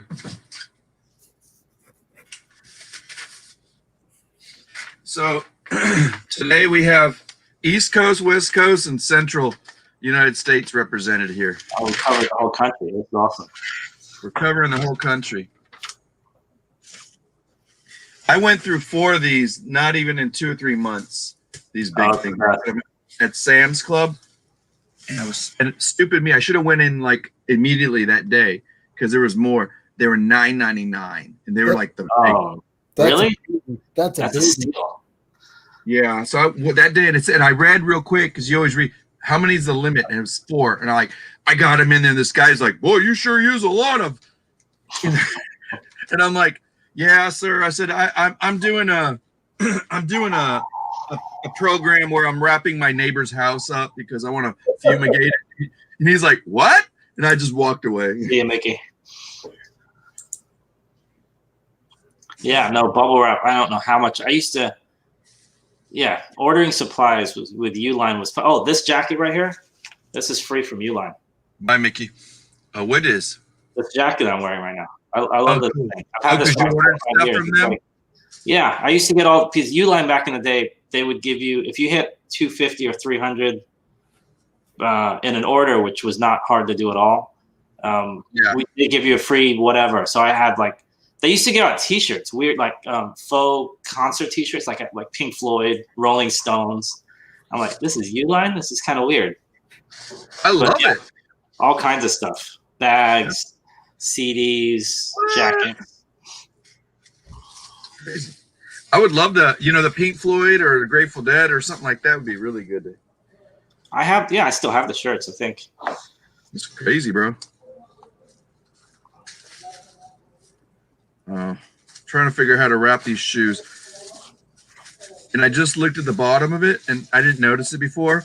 Mm-hmm. But somebody melted, it's almost like they got a hair iron, and just a part of the plastic of the shoe in the bottom is a little bit melted. I'm wondering if they're going to bitch and moan about it. I used to have this thing and it was originally like a doormat type thing. It was kind of hard bristle.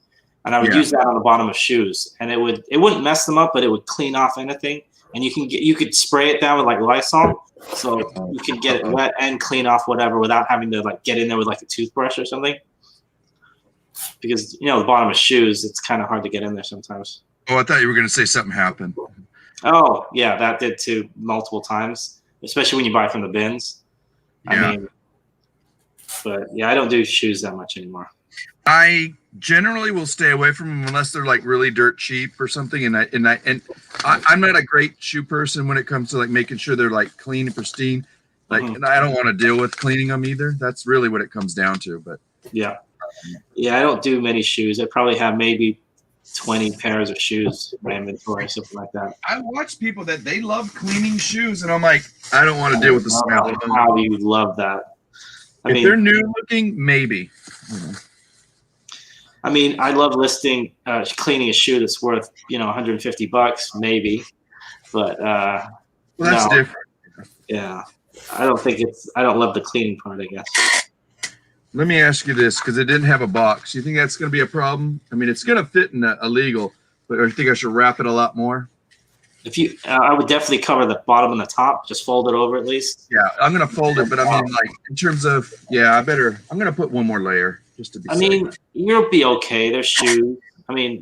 Here's the thing. They're leather, but they're also going in my city, so they're not going, what's that, Leroy? Oh, cleaning? No, what is that? Shrink wrap. Use shrink wrap. You wrap. Where do you buy that? You put the bubble wrap around that, and then you wrap the shrink wrap around the bubble wrap. Yeah. I should have did that. He's right, because actually the reason those stores do that is to save on space, because shelf space is expensive. So they really do it tight. So then they save that, they get out that little bit of air that might take up a couple millimeters, and they save money that way. I had a guy, he was unhappy with the item that he got. He sent it back to me that way, and ever since then I've been doing it that way.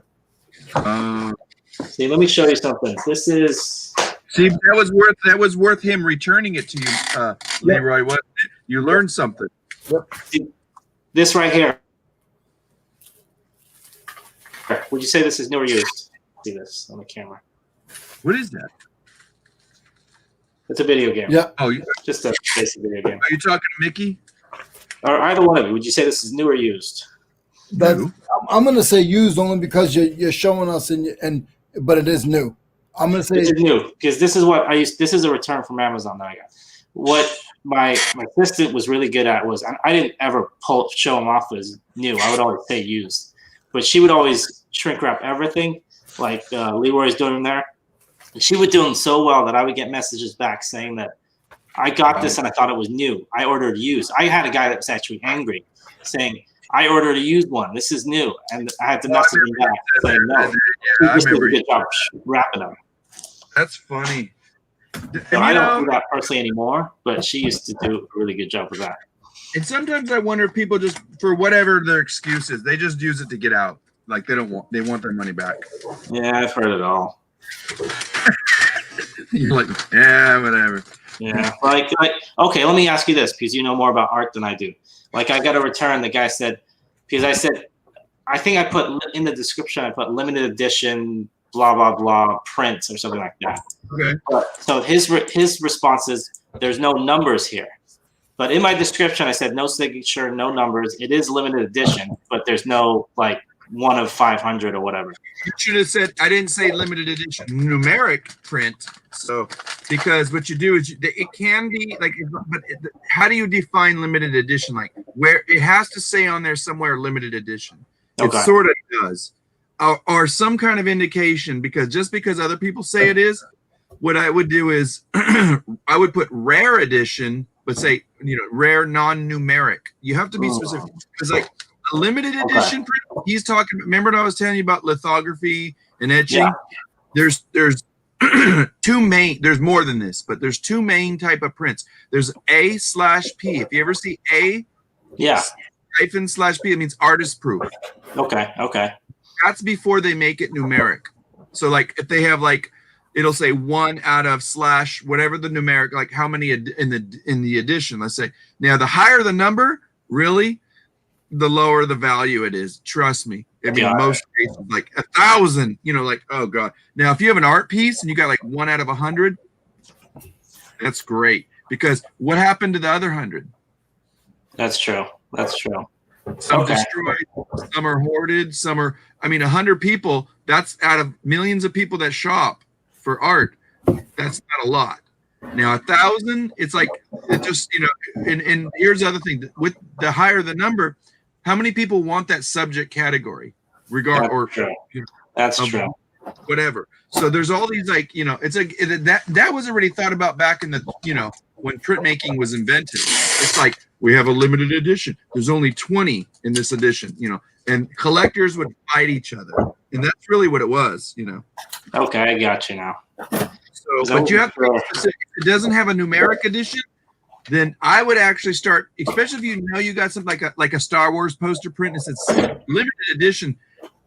If it says somewhere like on the back of it or something you read like on a website and say this is a limited edition, yeah, to what?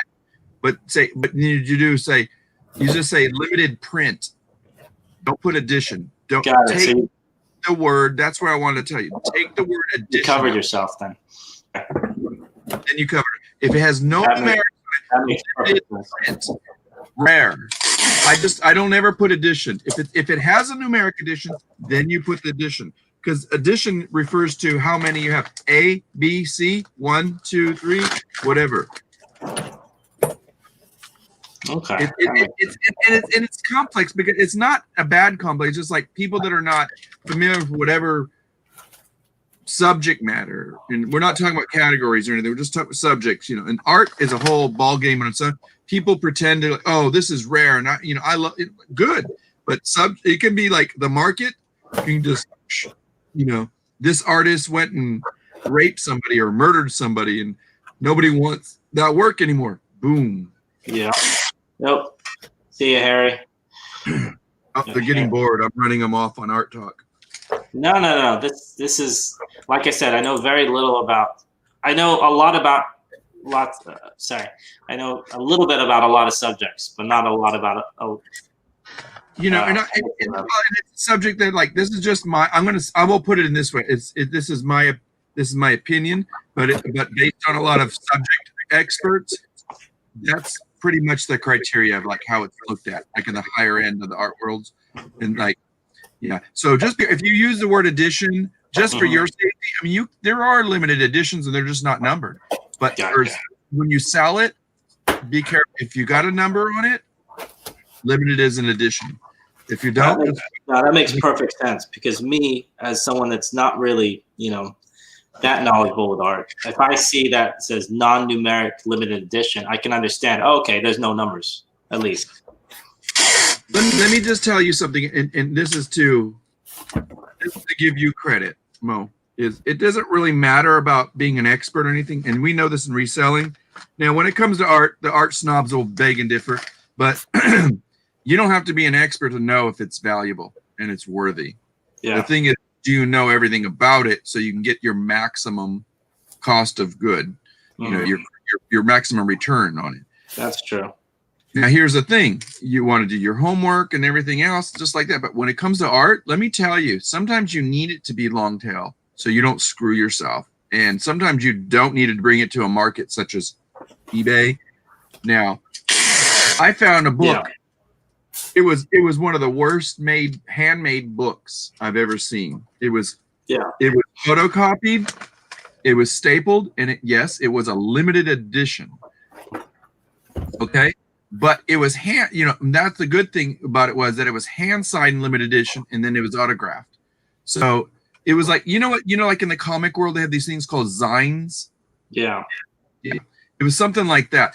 But it was between an actual legitimate American poet by the name of Charles Bukowski, who's really big in the world. There's documentaries, there's movies about him. He's actually had 2 movies made based on his books. Okay. So I was at the bins, and it's just like any subject, anybody. All the t-shirt rats were grabbing the high-end stuff. I was grabbing the meat and potato ones that they were stupid about. And I would sell them for just about as much as they were going to get for a shirt anyway at a flea market. And then the book guys too, the Amazon book guys, were messing up. They messed up big time. They went through, picked up all the guys. Books. Go ahead. Yeah, the thing about the Amazon book guys, from what I've seen, not all of them, but a lot of them is it's all about just the numbers. Get it in there fast. Beep, beep, beep, beep, beep. And like you said, that to me is like, let me tell you what, I will say this much. I probably would never go back and get my master's again, because I learned everything I learned outside of it. Yeah. But the formatory aspect of it, just understanding the respectfulness, the history, I will say I adore. Like, if I didn't know as much history that I do in terms of artists, writers, whatever, and I say artists, I mean across the board, performance artists, visual artists, authors. I looked at this thing when I was at the bins, and I was like, what is this? And it's like very like thin, and it was like, this is a piece of ephemera. So I'm looking at it, and it was folded like this, and it was like multiple pages. And long story short, I read it, and it's signed, and I went, Charles Bukowski, but it wasn't signed by him. It was his collaborator. And I listed it on there for like almost 200. Somebody had one for like 450, but it was an earlier edition. She redid it again in the late 90s, and she signed it again, but she only did like an edition of 50 at a time. So, or 100, whatever. And, then she would go to her little, I guess, poetry readings. I don't know. And they would sell these, and who knows? She probably made like 20, 30 bucks a pop or more, because they had drawings by Charles Bukowski, who was really famous. They let it sit on eBay. I didn't know what to price it. I put like 175. I had probably within the first night 8 watchers. Huh. And a little later down the road, I gave a best offer, and guess what? Sold it for 150 bucks. Nice. Something that cost me a quarter. Nice. Yeah. So it's just about like, don't always overlook everything, especially if you have time. Do your research, See, like I picked up some stacks of playing cards. Yeah. Some of those don't lie, dude. The reason I picked this up is because I like defunct companies, casinos like this. I don't know if you can see this here. This is Fitzgerald's. I guess it went out of business. Who knows when?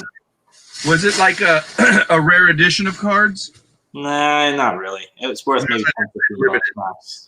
But I picked up a bunch of them for like maybe a quarter a piece. I like whenever something's out of business, a company's gone out on their Not that I want them to go under, but they're no longer there. Yeah. Casinos are a big one because they always go under. Oh, okay. Yeah, and there's people that specifically love to collect that stuff. Yeah, like old Stardust stuff. I remember going to the Stardust. Oh my God, dude! I'm older than you. I remember that place. Yeah. What's his name was there? It was Who's that guy that he's the kind of an Elvis kind of not an impersonator, but oh my goodness, who's that? Canadian? Let me look it up. Now I have to look up Stardust. You're getting old, Mo. I'm getting old. I am old. I'm just giving you shit. What is that guy's name? You should go check. Remember Donkashane from Ferris Bueller? Oh That's my actually God. him. Let me see here. Donkashane. Oh my God. Yeah. Yeah, I do remember that. Ferris Bueller is my favorite movie of all time. Really? Yeah. Dude, that movie came out when I was in high school. I've seen that 100 times. I have it like on 4 different. I have it in VHS. I have it on DVD. I will say it's a great movie, but it's not my favorite of all times. But I like it. Yeah. I like it because of when I saw it and I guess how I remember it. I would say. Did you see it in Britain? Actually, I did. I saw it when I first came to here. I was on vacation here in California. Okay. So it probably set this like mindset of what United States was like. Exactly. Oh, cool. You're like, I'm gonna be cool like this kid. I'm gonna.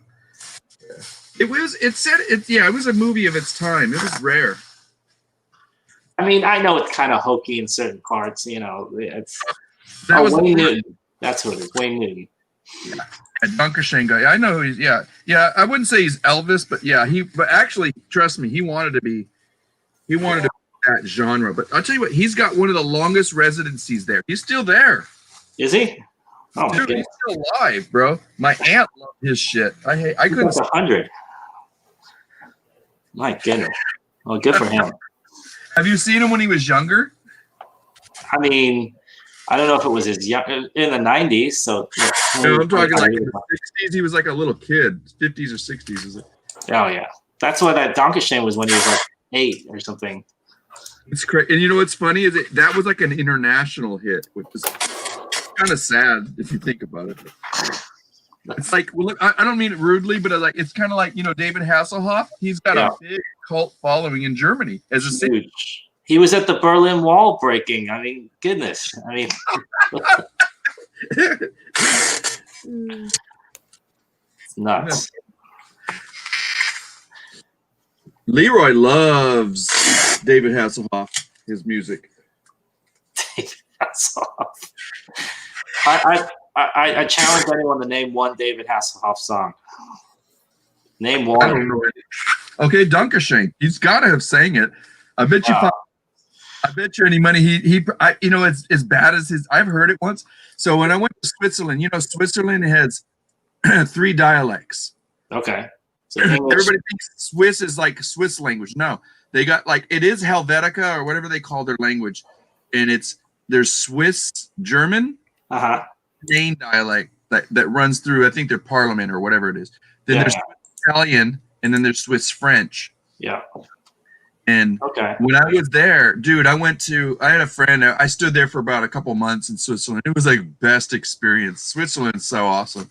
And I went to there. I said, let's go to a record store. And dude, oh my God, all the David Hasselhoff in the Swiss German section is disgusting. Oh man, David Hasselhoff. I mean, it's funny, dude. It's crazy. I still remember him as Knight Rider, man. That's Michael Knight. Look how big this book is compared to my head. It's a big book. 11 pounds. God. Yeah, Knight Rider. I wish they quit playing it online here. I haven't seen that in a long time. Actually, they play it online, or? Well, it depends. Like, if you have cable, you won't see it. But like, if you don't have cable, one of these digital channels they play all retro crap. Oh, okay. So yeah, I got a Frankenbox. I hope it gets there. Yeah, I think I used to have one of those T-shirts. Don't hassle the Hoff. Dude, it'd be worth money right now. You think I'm kidding? Don't hassle the Hoff.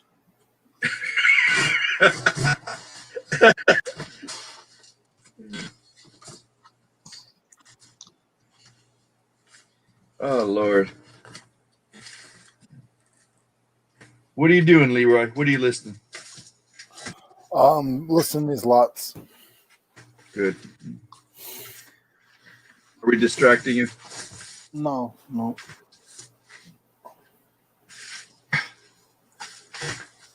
Come on. My energy is getting lower again. Is it? Are you hungry? No, I didn't. I didn't have a good night last night, so I didn't sleep much at all. And this morning I jumped right up. Mo was like, "I didn't think you were gonna get up," but I got right up, and then now it's starting to hit me. You're probably gonna need a good little nap today. Yeah. Drink something hot, coffee, tea, something, just kind of flush out whatever it is. That's my solution for everything. My solution is the finger in the throat usually works really well. Oh my goodness. You're a trip, Leroy. Hey, it doesn't make a mess that way. You wash your finger off, and the rest goes in the toilet, and you call it a day. Go straight to the source, right? Just What the heck? I'm not gonna sit there and play games. Everybody on here is like, what is going on? Oh, Louie, come on, they can deal with it. Yeah, tell them get over it. No, I ate something yesterday, and it just really bothered me, and I was up and down. I was like, all right, I'm done with this. I'm gonna take care of this really quick. Let me ask you. Oh, I didn't hear that part. That's why you didn't sleep. Okay. So Yeah. I know you said you were up till almost 5. But you remember your Italian grandma? Did you ever hear her say achara? No. Which means like heartburn. Oh, okay, yeah. No, like, I have heartburn, but I have to take a Meprazole every day. Okay. Yeah. Yep. If you can get some tea, do you drink tea at all? I do. I bought coffee this morning. I figured I'd, take care of the stomach. So I was very nice to myself this morning. Bought myself some McDonald's, a nice sausage. Oh, there you go. That's probably going to give you more. A nice sausage McMuffin and one of their watered down coffees. But I feel good. Well, drink that coffee black. Stay away from the milk. Yeah. Mine is black. That's a good point. Yeah, the milk, I'll tell you what, I got to stop putting cream in my coffee, but it gives me such, it's gross. I drink my coffee like I like my women. There you go. Oh, God, you sound like my uncle. Hey, it's the truth. My wife is black, so. Well, my uncle would say the same thing, but his wife wasn't necessarily black. He would say, I love it black. It's like, oh, God. That's hilarious that you ate an Egg McMuffin now, of all things to eat. But you know what, though? I sort of felt like I had to put something back in. Oh, you had to eat something. Yeah, that's true. Yeah, because I hadn't eaten since this. I didn't feel good at 5:30 this morning. So since 5, took a shower, brushed my teeth, did everything I had to do. You would have been lower energy if you didn't eat something. Definitely. Yeah, I'm bad at that. I haven't eaten anything yet. I just keep drinking water. Well, don't tell Louie that, please. He'll start telling you what to eat and. No, I don't. I just ask if you eat. No, like Eric, it's an inside joke, Mo. Like when I was on Leroy and I would go to Eric's, I go, "Did you eat?" And then Eric goes, "Oh my God, here's Italian mama." No, that's actually, if I was back home, my mom would be saying the same thing. Now, where are your parents from, Mo? Are they overseas? Oops. No. They're in the Bay Area. I'm Indian, so my parents are Indian, but they are about 100 miles away in the Bay Area in Fremont. Not too bad. I mean, it's an hour and a half. Yeah. Not far at all. Don't take offense, Mo. But when I because you can't assume anything these days. Yes. I assumed you had like maybe some Indian blood or something, but then when I went, well, maybe not, and I mean, because I know there's like a distinction. I understand clearly this distinction, but I thought maybe you were Paki because your name was Mo, like Muhammad or something. Yeah. Well, actually, it's funny you picked it up because you're exactly right. I'm half and half. My I mean, well, here's the distinction. So you understand what I'm saying? Yeah. Yeah. No. And Now, is there a copyright on this book, or does everybody get a cut? I get a cut. Go ahead, Mo. No, what I was going to say is, okay, here's the thing. See, the term you used there, Packy, normally, like when I was in England, that's really derogatory. But in the U.S., I apologize. no. But in the U.S., like my own cousins, I learned it in New York, so I beg your pardon. So yeah. It's like it's not like a thing. Like in the U.S., nobody's like, okay, what does that mean? That just means you're from Pakistan. So my dad was technically born in India 2 years before that country even like came about. So technically I'm Indian, but he moved across the border to a country that didn't exist before.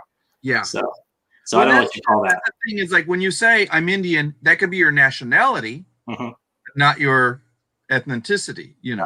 So it's like yeah. And then but my mom, that she was always she's from India, so she never left. But I always joke with people, and I always put my foot in it. So because literally, like I get people to say, "Oh, you're from India, you're from Pakistan." I say, "Well, it's the same thing," and people get so offended by that. I stopped saying it now, but because of the politics, yeah.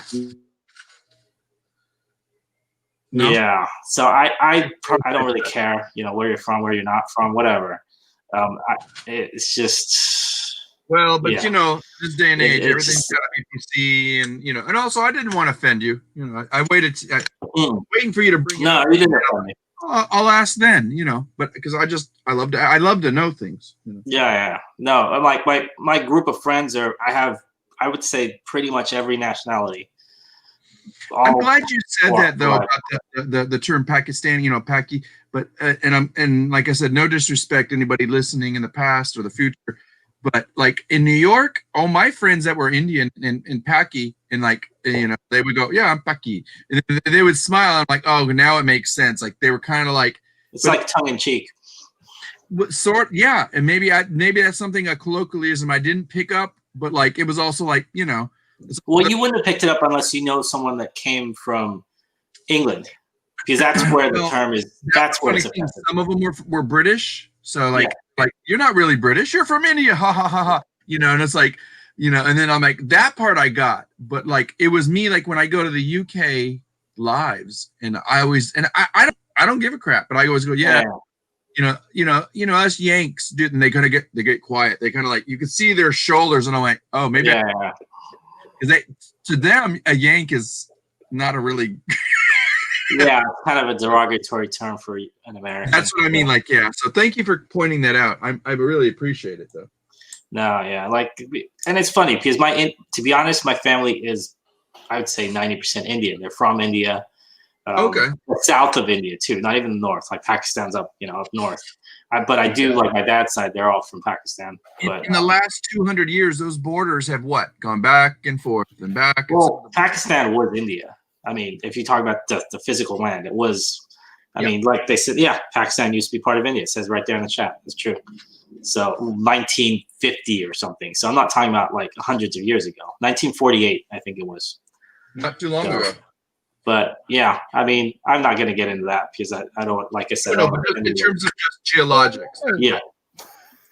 So, but I mean, whatever. I grew up. I mean, my background is, I'm Indian or the reason whatever. I mentioned it because I get some of the politics, but I don't like. I'm like you. I don't want to talk about politics. I'm just talking about the geographic and stuff in the historical understanding, the cultural aspect. But okay, this is how bad I am, and this is really offending. I said this to my wife's parents when I first met them. They're from Hong Kong, right? So they're born in Hong Kong when England or the British ruled Hong Kong. So I said, so they said, "Oh, you're from London." And I said, "Well, technically, you're more British than I am." I said something like that, and I just got the dirtiest look. Like, I couldn't get the words back. Descent, right? I'm sorry? They're actually Asian descent, right? Yes. Yeah. But I mean, obviously they're born in Hong Kong. It was at the time when they were born, it was a British colony. So I said, "Oh, you're more British than I am." But that's, I gotta stop saying stuff like that. How was the backpedaling? Yeah. It's weird because that's why like Luis and I talked about like what would be an intriguing conversation. That's what when I have you on one day, and do you mind, Mo, if we like not at all dance around the topic but not talk politics? Because I don't talk politics. Like me and Leroy, we kind of stay away from that. But we can talk culturally a little bit. Like, exactly. And again, I'm gonna interrupt. And again, in that we still got to be careful when we talk. In that, I mean, we're really diverse. Yeah. Mo's very diverse, and I'm very diverse. So even with that, there's I'll joke around and I'll say I like my coffee like I like my women. I do that to pretty much tell you point blank, listen, here's the deal, and let's keep it moving. Exactly. When I used to work, not to carry on a conversation. When I used to work in construction, you get a lot of guys that will try to, and I would straight out be like, listen, same thing, because people don't know, they don't know what I am. They have no idea.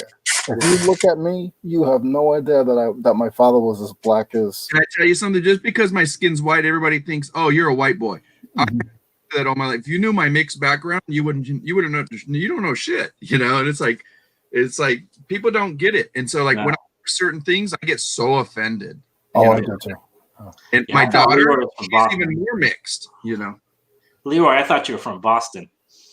I am from Boston. See, he's not a Yankee. He's not a Yankee. Oh, Mo, I told you the story about the guy. Yeah. The guy at the flea market. Yeah. Oh. Did you have to put him in his place? Yeah, and now he's my best friend. It don't matter when I go to his table. I was at his table yesterday. Everything's $5 because he's like, hey, he calls me the Yankee. I'll just say it. He's like, hey, Yankee. I was like, excuse me, do me a favor, don't call me that. And then I seen him later on that day, and he said it again. And I said something to him again, and he was in front of people this time. So then he called me back. He called me back, and he's like, he goes, can I ask you a question? I was like, yeah, well, he goes, what do you want me to call you? At this point, Louie, I could have told him to call me Mickey Mouse because he was backpedaling. He was backpedaling. I'm like, my name is Leroy. Call me Leroy. So now every day, it's sad because people look at you, and it's not even a racial differentiation. It's a cultural difference. Like we know there's a division between North and South. I mean, it's been going on for how long? Since the Civil War. Mm-hmm. Over it. Like when I moved to New York, oh my God, they're like, "You're from Texas," and I'm like, "No, I'm from Texas." Once I said, they go, "Oh, you're from California. You're okay." I'm like, "What is that about? Like, why are you guys so divisive?" But I didn't mean to cut you off, guys. But at the end of the day, we're all here to learn and to teach each other, to keep each other company, and just to learn different things. I mean, Mo learns things from me. I learn things from Mo. We learn things from you. And you said the most important thing. We're here to learn. But sometimes I'm going to give some, people credit. Like you two, I've watched you in other lives, and I remember, and I'm not necessarily on the live together, but like you guys are teachers, believe it or not. By you being polite and having compassion and just being able to, like today, being able to have an open and honest discussion without going into details, people will either get it or they don't. And then that you show, even though it may be offensive to you, you don't take offense. Like I remember somebody said something to you once, Leroy, and you're like, yeah, I got to let it roll like water off, my back like a duck or something. Yeah. You said something like, I got to have thick skin. And I'm like, that's it. You got to just move on and pick your battles and like learn that some people are never going to change. I've been bullied and picked on my whole life, and now I'm the big guy. I'm the big guy, and people now they see me, they get a little discouraged until you get to know me. But I don't like saying this word, but I'll cuss you out in a second. If you cuss somebody out, if you mess with me, I'm gonna let you know. I've heard you start, and then you were like, and then everybody got quiet, and you're like, okay, are we done now? It's kind of like that situation with the guy. Back out. Are we done? And now me and Mo have the same birthday, so now he's stuck with me if he likes it or not. So that's it. Now I'm left out. Thanks, guys. No, Louie. It's a big community. Anybody selling anything yet? I haven't sold anything yet. Today, I think one. I haven't checked Amazon. I sold 2 things. Oh. It, like I said, last 72 hours, I want to say, is, I don't know. I think learned people are something just done with their Christmas shopping. Oh, okay. I learned something about the algorithm, about my listing pattern, and Yeah. I tried it multiple times in different months, and I get it. I know what they're up to. Like once, like if I don't list for a long time, they'll slow in things. That's you may exactly be lucky. So the other day, like when I listed 20, 30 items, boom, boom, boom, boom, boom, boom, boom. All the big ticket came in. And I went, thank you. Okay. And then now this morning it's waiting. Once it shows that I print, another one will trickle in. It's like it's weird. It's like print it and we'll give you here's a little more, crust. Exactly. And so now it's waiting for me to list a few more. And I'm like, yeah, whatever. When I get to it. I follow a couple of big people. Mo, I didn't mention this to you. So I mean, I've been around on eBay for a long time, and I have people that I have followed just in my store. Yeah. And I have notifications of when they list. And the 3 people that I follow. Oh, damn it. He froze up. eBay got in there. They cut him off right away. They cut you off, Leroy. Come back. All their listings come out between 8:30 and 9:30 in the morning. Okay. That's when they do their listings. There's a reason behind that. Right? Yeah, there's a reason behind that. I don't know what it is. Have I ever done that? No. But I have these guys, and I just have them in my file, and every time they list something, it comes up, and it's all at once. So they'll work today. They'll draft everything, and then tomorrow morning between 8:30 and 9:30, they throw it on. Okay. Look at who it is, and see if they work full time or part time. Then you'll see it's because of routine. Yeah, no, it's definitely because of routine, but I think I've been into their stores and they sell, they're selling 20, 30 things a day. Right. It may be scheduled. I'm not sure. I definitely think it's scheduled. Yeah. My meaning of it is I just think that I think there's a reason behind it. Yeah. I understand it definitely could be scheduled, but I think they know something that some of us don't. I think, okay, I've heard a couple of stories. I don't, who knows if it's true. You'll never guess, yeah. With scheduling of listings, people want to, especially if you sell internationally, you want to sell, if you sell it at 8:00 a.m., like you said, that would be in the UK, that's like 4 or 5 in the afternoon. So you're hitting someone when they're going to work in the US, and you're hitting someone like in England when they're maybe coming back. So I've heard that kind of school of thought. I don't know if I wouldn't waste my time with it, to be honest, as I like to list between 9 and 5. And if it cracks or up to 8:00 at night, so maybe. After that, I'll leave it as a draft and I'll set it through the next day whenever I get up in the morning. I don't want to list too late and early morning, because less people are going to be looking at that. So sometimes there's I think you get a little bit of a boost when for the first, I don't know if it's 6 hours, 8 hours, it says new listing at the top of your listing. So I want that to be when people are most online. Which is, there's a long time for that. You got a good if you do it from 9 a.m. to 9 p.m. anywhere in there, you're probably good.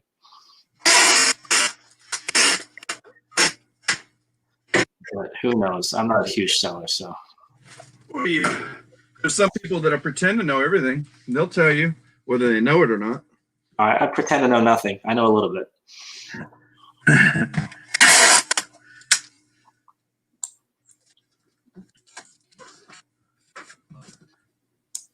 There we are. Wow. 20 cents for this 11-pound book, and I probably made, I don't know, $9-10 maybe. There you go. Oops.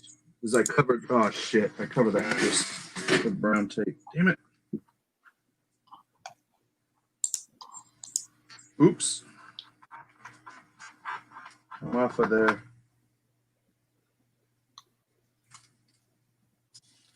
Yikes.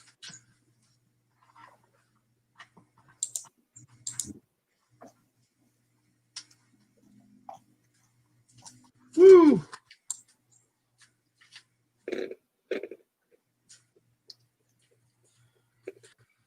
Wow.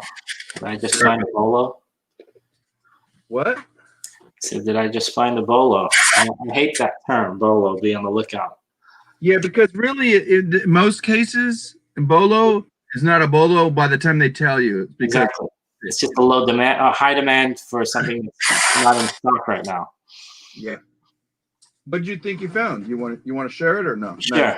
Hold on. Let me. don't have I'll pull up the description here. It was. I buy a lot of toys, a lot of action figures, and whenever I see something, I was telling Leroy this the other day. Whenever I see something I don't know, that's what I'm gravitating towards. So this was some random action figure. It just looked like a Ken doll. Here, I'll show it to you. This guy right here. And it was in a bag of like 4 or 5 others. But I'm like, it looks interesting. I don't know why I thought it looks interesting. It does. Is that Japanese? Remember the puppet show where they were in puppets and they were in like Air Force things and I know what you're talking about. Oh goodness, like Thunder. Thunder something. Yeah, it's oh my goodness. I know what you're talking about. Though it's not that. This is only from 2013. It's actually from something called Ever After High, some Disney show thing. But brand new. If I had this brand new, it goes for like 130. What? Yeah.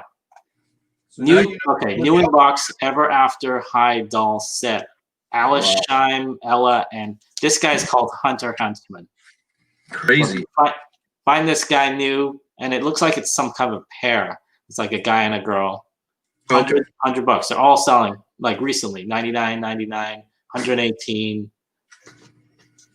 You better look out for that one. That is a bolo in a way. I mean, you are. Even the used ones are going for this one. Goes for 20 to 30. Gotcha.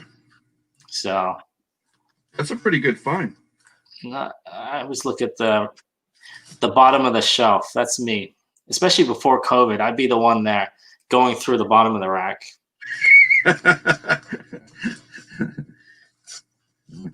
I remember. Have you ever heard of? You've heard of World of Warcraft, right? And all that kind of stuff. I love it. Yeah. So before that, they do like. What else do they do? They do I used to be a big RPG guy. So one I found that on the bottom, it was like the box was beaten up. Was a game called Blood Bowl. I've only found it once. It's similar to if you get. What else did they do? Let me find the company name. Let me say hi to a couple people. Hey, Harry, Captain Whacken Racker. That's an awesome name, isn't it? I love them all. America Sadiq is here. Hey, Sadiq, how you doing, man? Good to see you guys. Yeah, see that? It's all right there. The highest one sold for 130. So yeah. Remember that thing on whatever channel it was? It's like the more you know. Mm-hmm. I think that was the end of they used to have those after school specials. Yeah. Remember the ones about bullying and all that crap? Yeah. I'm like, really? I mean, I get the message, but that was 20 minutes, actually a couple minutes I needed back from my life. Aw. I'm sure it spoke to some kids. Yeah, it did. Junior high is tough. Yes, it was. I will say that. That Especially was my when first kids experience. were bringing knives and guns where I lived. Yes. I brought a gun. I brought a knife to school in elementary school. Oh my goodness. Because you guys are talking about bullies. I had a kid that used to bully me every day. He would take my book bag. He would take my homework and rip it up. He would ghost ride my bike down the hill, and I one day I just got fed up with it, and I was in my uncle's garage and I found a fishing knife, and I wrapped it up in my jacket and I brought it into school, and somebody else found it, and I had in-house suspension. I didn't get in trouble. Did he leave you alone after that? He didn't know. He didn't know what happened.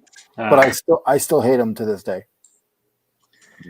And now I'm two times bigger than him. So I was in high school. I was 135 pounds. You're probably making more money than him too. So I don't like people like that. I don't like bullies. Like, I'll joke around with you and stuff, but I don't like bullies. I just don't like right there with you, man. That's a pet peeve of mine.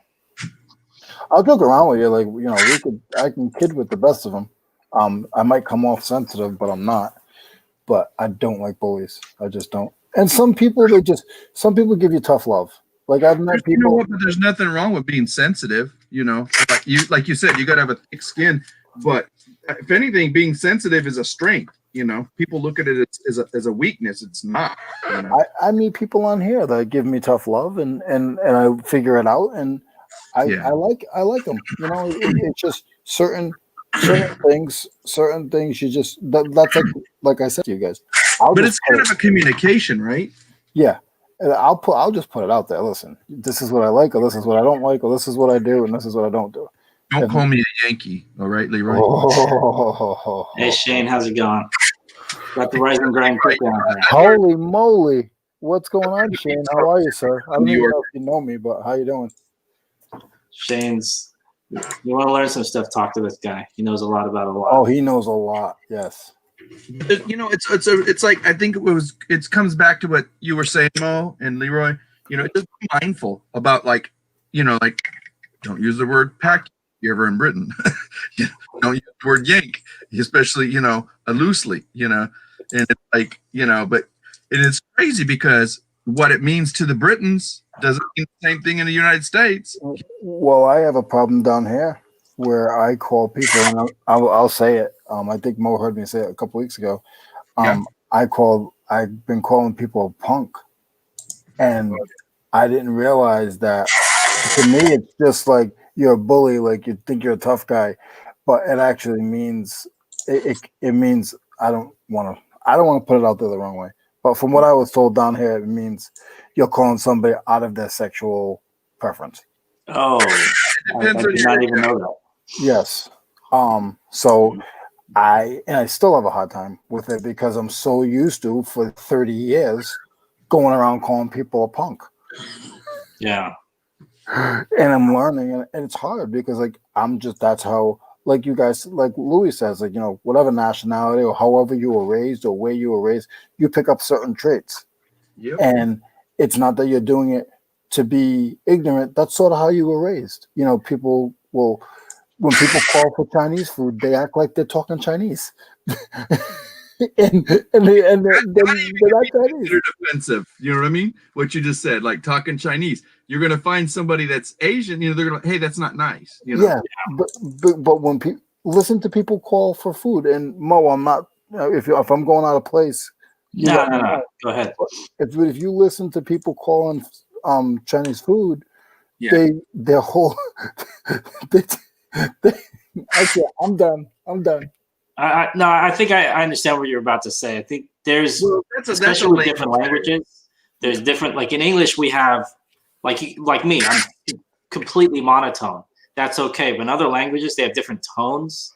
Yeah. And they sound angry. They sound happier. They sound maybe more aggressive. So I think that's what you're getting at, because that's a language barrier thing, right? Exactly. So it's kind of just because I don't understand it, but I might think, oh no, why is that person yelling at me? They may be talking to me normally. So like some of my best friends growing up in California, and at the time it wasn't cool to like this culture, was Vietnamese, because it was during the 70s. Think about it. That makes sense. And there was like, I remember one time I told my friend, why is your mom yelling? She's always mad. He's like, no, that's just the way we speak. Yeah, exactly. Exactly. And like there's like, and it's like, and it comes off as aggressive, and it's not. It's just it's a colloquialism.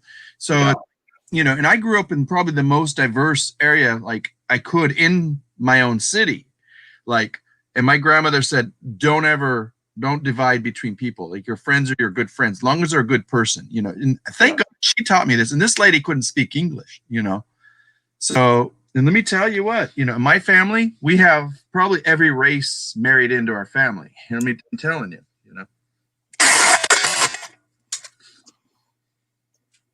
Thanks, Shane. I appreciate that. So I'm with you. Like when people get really negative and whatnot, forget it. I let them have it, and I don't care if it's a culture I'm not associated. Leroy, you and I, we were starting to talk about this once when you and I did a live, but like we kind of danced around it, but yeah, in my family, people don't know this about me, but like I'm telling you, I got every culture in my family checked off. But I tell you what, we had the best dinners during Christmas. You got the United Nations in your family. Oh God, I love it. Nice. Hey Shane, you must be getting ready to start bulking up again for Q1. Oh, my back. 11-pound Shane, book. he's probably already got his stuff in there, I'm guessing. Oh, I wouldn't be surprised. Look at this Frankenbox. This thing is not bad, no? Can you believe that? I don't care about the way the package looks. Does it get there in one piece? This counts. And it's bubble wrapped inside. They're gonna, my friends, everybody gave this up at the Goodwill bins. This guy goes, "It sells good." I'm like, "Well, what's good? Consistent." I'm like, "That's what I want to know." He's like, "Yeah, it was a $10 bill. I paid 20 cents for it. 2 weeks later, it's sold. I'll be back." Yep. That's all that counts. Does it sell well? In packaging, don't be afraid to Frankenbox. I know a lot of people. I mean, it's great. I know some people that make it look like a Christmas present with a bow on top. Yep. That's not me. That's me. Well, I mean, that, to be honest, aesthetically, you're going to get when somebody gets that in the mail, you're going to stand out. So I try to make sure my label's straight. I put a thank you sticker on it. That's not a bad thing. I ordered thank you notes. I've used like 1 out of the 100 stack so far. Yeah. I'm bad about that. So I need to get more like you in that sense. But I mean, I got my logo, my logo sticker. I got a bunch of stickers made, and I throw one on the package. And like I said, like every single piece that I sell gets bubble wrap. I don't care if it's a wrench. If it's an all metal wrench, it gets bubble wrap and it gets shrink wrap and it goes in a poly bag. Nice. Here's a funny story. This is when I was shipping on. I didn't sell it. This guy got jewelry from an auction house. We picked it up and we shipped it for him. And it was like a couple pieces, and one of the pieces was a ring, pretty small, right? So I did the same thing. And like a month later, it had already been delivered. I get a call. You shipped my box. It only had 2 out of 3 pieces. It's missing the ring. And I guess the ring was like $8,000 or something. I said, that's not possible. It's in there. And I said, did you look inside the packaging? We bubble wrapped everything. He's all, oh yeah, I had that bubble wrap. I threw it out. I'm like, oh, you threw it out? Do you still have it? He's all, no, that was last week. I'm like, we bubble wrapped each piece individually. One of those pieces that you threw out, if you only got 2 out of 3, was probably your ring. And he paused right there because we actually used to record our phone calls. Like it says on the disclaimer, your call is being recorded, so they knew. So he kind of backpedaled for a little. He's all, oh, you guys should not overpack, because he knew that he said it on the phone, so he couldn't say anything. I lucked out there. But long story short, he threw out his ring, an $8,000 ring with the bubble wrap. So what I do when I have pots and pieces like that, what I do, Mo, is I use a piece of ribbon.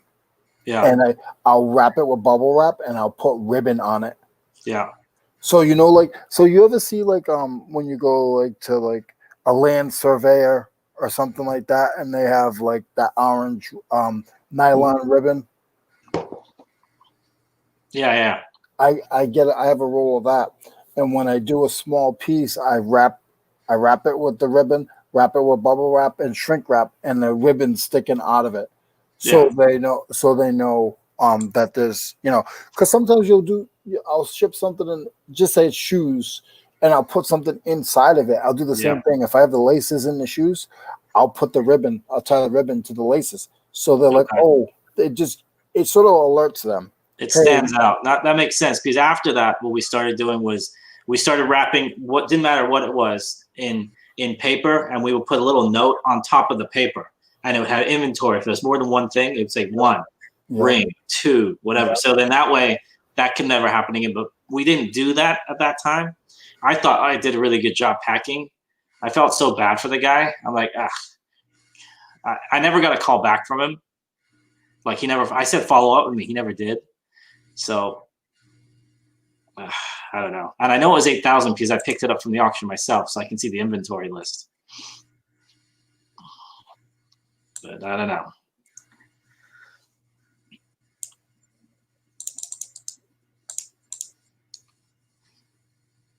Hey, Michael. Back. See, he gets done. So he's done 12. That's pretty good, man. You get done pretty early. He probably goes in at 5. Yeah, that makes sense. Yes. All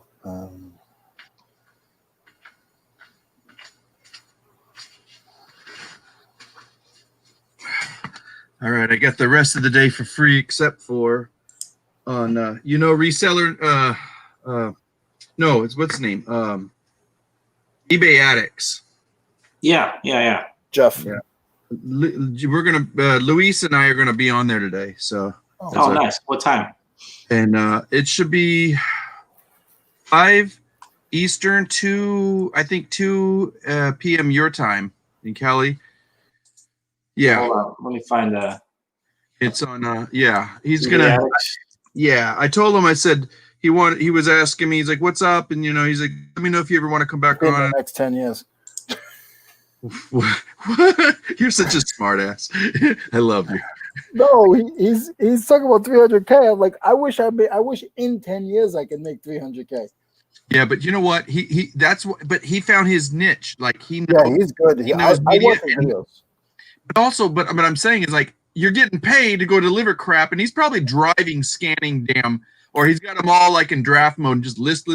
But nonetheless, he lists like hundreds a day, right? Oh yeah. Oh. But I guarantee you, he doesn't put a lot of like details too much. When you do DVDs and stuff, you don't have to. You're just worried about the numbers, and I'm sure he makes them. There you go. He's been around for a while too. I've been watching him for 2-3 years. So eBay Addicts? No, Shane from Rise and Grind. Yeah. Super easy guy to talk to. That's to say, like the first time you talked to him was like you've known him for like. Well, even him coming to hang out with us. I mean, it was a small channel, and he's still in here chit chatting with us, and that's awesome. Like I appreciate that so much. Well, people care. They just everybody's got to move at their own pace and whatever their agenda is for the day, and then they see if you're serious or not. Like here's an example, Leroy and Mo, like Yakov, Jake. Yeah. And he was on the other day, and hardly anybody was in there, and I was in there, and like maybe like 4 or 5 other people came on, some of the regulars that were there, but it was very small. It was like 4, and all of a sudden Matt from Part Time Pickers comes on. He's like, "Hey," and we didn't make a big. We're just like, "How you doing, Matt? Nice to have you. Thank you." Yep. And he started interacting. He didn't get too shy, and he's a shy guy, so. Yeah. No, and that's what I appreciate. Like a lot of these guys, even Shane. Like I'm not trying to put you on the spot, Shane, but a lot of these guys, they don't want you to sit there and pick their brain. Hey, how do I do this? What's the new bolo? Like, I just feel about like introducing yourself and just kind of getting familiar. Yeah. Like, after a while, I'm going to pick your brain, Leroy. I'm going to pull gray cell out of there, and I'm going to figure out what's in your. Good luck. Good luck. Bring it on. Good luck. But and I see a lot of channels, and I'm not going to call names, but a lot of big channels that I watch. You'll see them. They'll come hang out in the smaller areas because they're not going to get haggled, and and that's just awesome. That's why I just really like this community. Yeah, I'm down with you on that, bro. Yeah, it's just kind of. Mo's going to disagree. He's going to watch. He's going to come in here and he's going to fight us on this one. No, I agree with you on this one. I'm right there with you. Yeah, it's funny we say big channel, small channel. We're all doing Yeah, the same basic thing. And you know what's funny is Regardless- the big channels still need us. They come back to the small channels. Yes. Some people go, oh, they're only here to collect those, you know, the other circles of. You know, I'm like, you know what? It doesn't matter. We're all doing it. You know, the thing is, they're coming back because I think they're coming back to their roots. They see that we're here doing the same thing that they're doing, is struggle. Yeah. You know, we're all in it together. Just let it go. Yeah. Thank you, Shane. Yeah, I saw that, and we still learn from all of those channels. But like you said, certain people go different ways, and you never know. I mean, you never know. Everybody switches or gets another idea. So, yeah, at the end of the day, you know, we're all here to try to support each other, and that's pretty much what it is. I mean, some guys are making a living off of it, but I'm just here to support people and try to make people better as people make me better. Yeah. Yeah. Actually, I remember Swamp Pickers, Glenn's channel from a few years back too, because basically up until like August of this year, I didn't watch much reselling at all for like a year or so. But I remember. Yeah, I'm starting to do that now, or like I'm cutting back on, like, I don't need to watch Lonnie anymore and stuff like that. I love him, you know, but like he doesn't teach me anything. I'm like, I gotta work. I gotta make my eBay sales, you know. And it's like I don't have time right now. You know, it's hard to watch a lot of stuff, to be honest.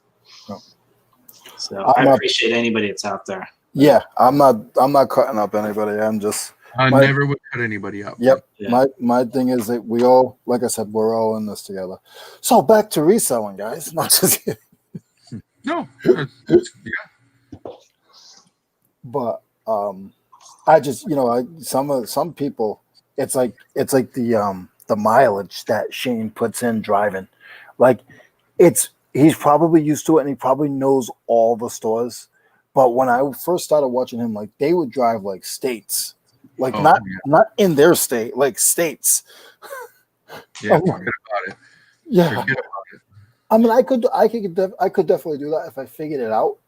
But I used to watch them. I'm like, what state? It's like Waldo. Where are they now? Yeah. Because when they're chasing an item, they're chasing that item. Yeah. I mean, yeah, that's a tough thing to do. Some of it. I mean, you bring up a good point. Yeah. I don't think I've ever chased out of state. Actually, you know what? No, I mean, for me, out of state, like getting to Reno is only 3.5 hours. It's not that bad. I'm laughing because I remember that's one reason we would go to Reno, is just so we didn't have to go all the way schlep to, and it wasn't that much farther. It's not that far, right? So I mean, yeah. Yeah, like because Vegas, I've driven to Vegas. Yeah, so like Stockton, Sacramento, you know, for us it's an extra hour, but like if you knew your back roads, you wouldn't have to go to Sacramento, you know, right to it, and we wouldn't go to Lake Tahoe, we'd go to Reno, like you said. I'm sorry, finish. No, I was just saying that like it's even Sacramento to LA. We did that last year, I think. Only 5.5 hours. It's not, you just bypass the Bay Area. You just go. You don't have to go through the Bay Area. Exactly. So, oh, nice, 400 pairs of shoes. You just sold 400 pairs of shoes. He just bought. Shane just bought 400 pairs of shoes. Holy smokes! You got some inventory going there. But you know what? He'll sell those by April, and it depends if he's putting them on. If he's putting them on Amazon, they might sell next week. Yeah.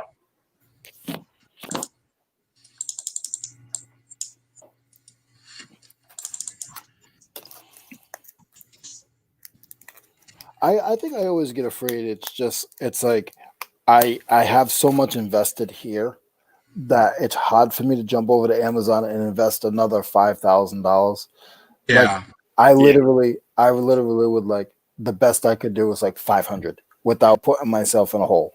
And the thing is they set up a system like, okay, I think you were there that day, Leroy. And let me ask you this. And this isn't a reflection on anybody, because I love the whole group. You know, Tommy's a powerhouse, Buffalo picker. Okay. But, you know, and like he's an Amazon guy. Like he talks about it all day long. You know, and I love him for that. And he knows when I come on a show, I'm like, hey, I'm not going to only talk about Amazon, because I'm like you, Leroy. I'm not into it right now. It's not my game. It's not my cup of tea. And he knows that it's not for everybody. But they had. Do you remember? Were you there when they had Taken from the Hood? Kevin was there. Oh, okay. And he would like, they were giving him all kinds of tips and this and that. And I'm like, even if he did start, they would gate him. Like he can only do books or whatever they would. And it's like, and then like going back to what you said, you know, you got to have so much to invest like in it. Not just, you know, the time was incredible with Amazon, but it's the money. You know?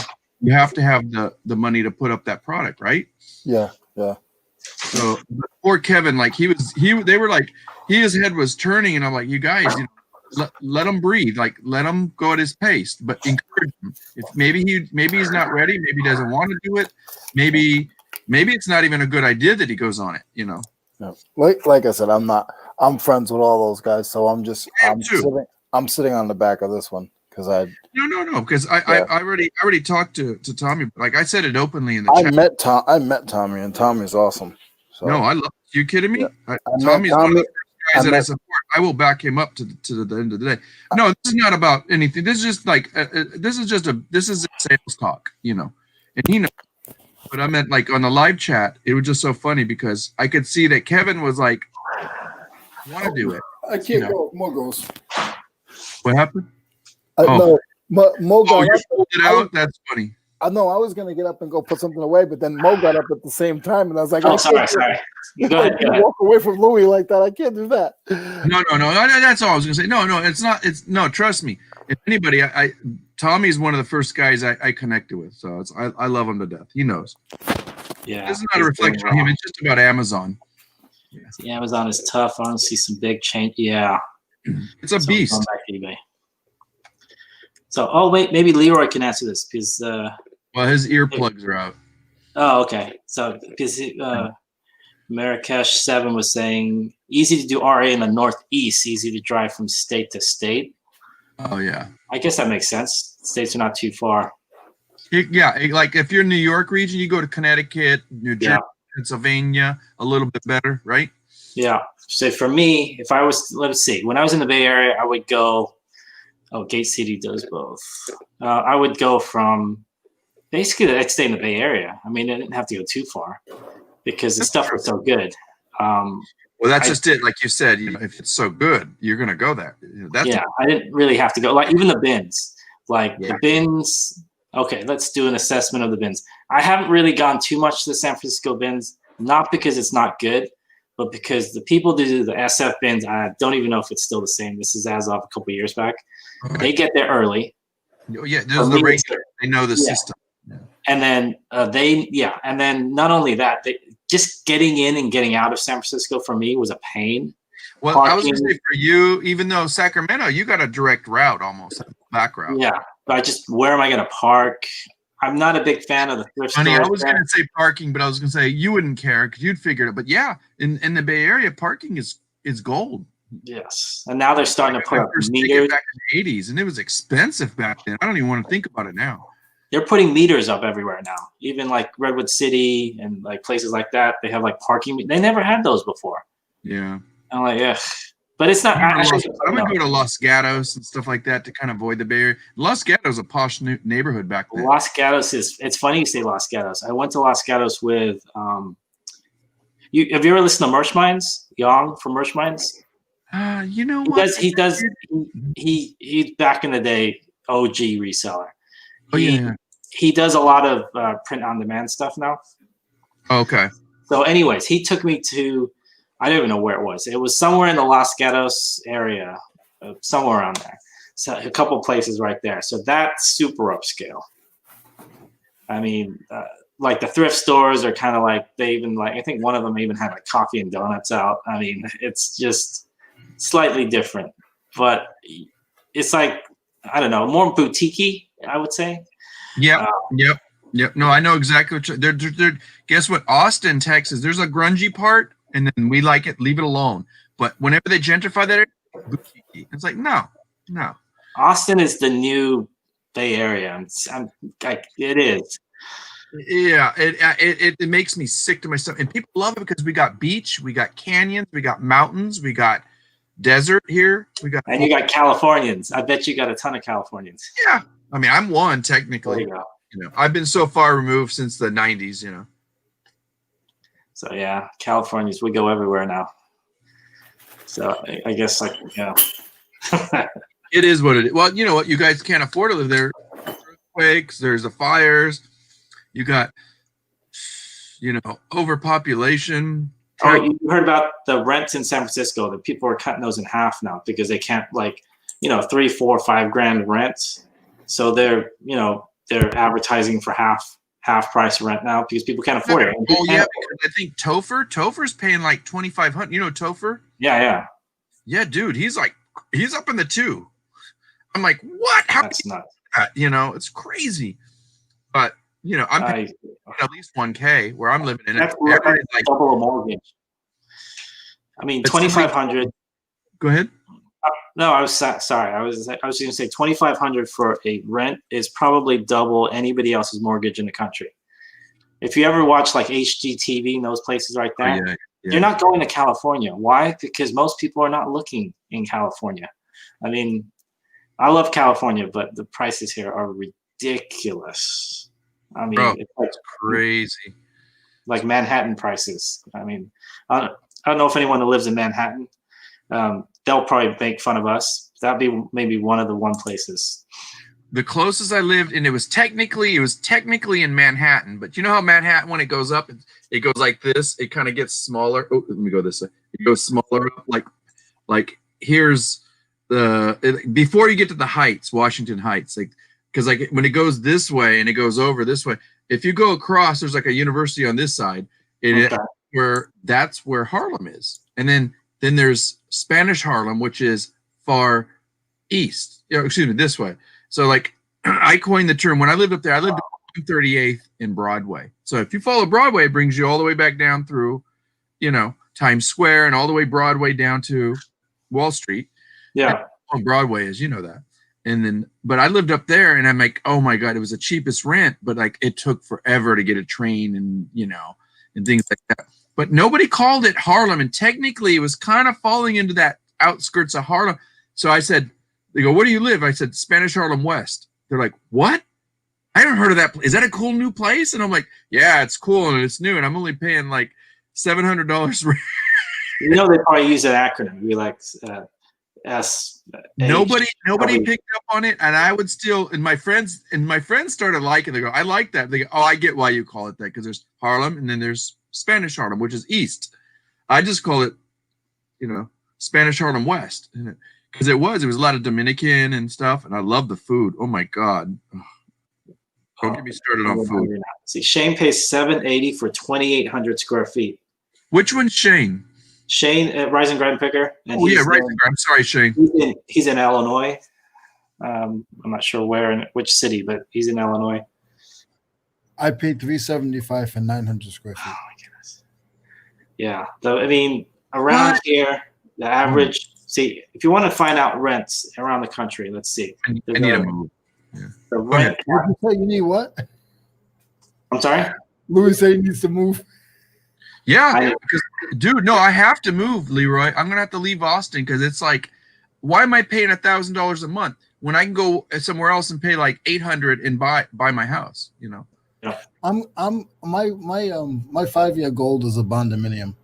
I'm gonna get a bondominium. I'm gonna have. I know.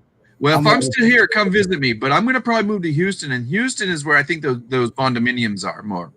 There's a lot of them down there. Yeah. I don't know if I'm gonna move to Houston anymore, but I don't know where it's cheapest. Texas is getting expensive now that Tesla's here and Amazon, and they got eBay and Google. What happens. That's what happens. Yep. I was gonna do a rant video on that. It's not just Tesla leaving California. HP, Oracle. Oh, where my sister lives in the town. It's called Spring, Texas. Technically, people say, "Oh, that's Houston." No, but it's right. Spring is right next to the richest community in Houston. It's the Beverly Hills of Houston. It's called the Woodlands. If you ever look it up, the tax rate. Good luck living there. I have friends that live there, but I would never want to live there. It is the Woodlands. It's crazy. It's crazy rich. They have everything they need in their little community. But HP moved to Spring. Where I live, it's a little like the apartment place where I live. Yeah. They said it is 70% BMW because I'm about I'm about 13 miles from BMW, the head plant in Greer, South Carolina. Nice. And they said if BMW ever closed or moved, they would lose 70% of their residents. That's what I was gonna say. That's scary when you said it's that amount of people from one place. And I hate to say it, not to be pessimistic, Leroy, but it's probably going to happen one day. Well, the thing is, and Mo was saying this, and I'm not going to get into this too far, but when Mo had told me when I just learned what one of his nationalities is, there are a ton of Indian people. That We don't come by ourselves. I'm saying, if there's Mo, one Indian, there's 1,000. we'll talk offline because we'll talk offline. I'm done, but we'll talk offline because I'm trying to move as a like, group. they don't say the older guys and the ladies like they really don't talk, and I'm a talkable person, so I keep walking by them, and every time I walk by them, hey, how are you this morning, sir? And they won't say anything. I'm like, hey, how are you this morning? It may be a language barrier, but some of it's cultural too. Like, you know. But they say hi now because they know I'm not going to shut up until I get a hi out of you. Give me a hug. My name is Leroy. It's just kind of like, yeah. I dated a girl that was Indian once, and she explained some of the kind of the things, and like I met her mom, and her mom was kind of until she warmed up, and then after a while, like she still wouldn't say a lot to me, but I'd sit at the dinner table, and she saw that I was respectful, and she'd sit there, are you hungry? Boom. She wouldn't even ask, but she'd just put food. And then my girlfriend goes, you're going to have to eat that. I'm like, we just ate. It's like, all right, There's an initial standoffishness, so yeah. But I mean, so I know where Leroy's coming from. I'm blaming it on the Brits.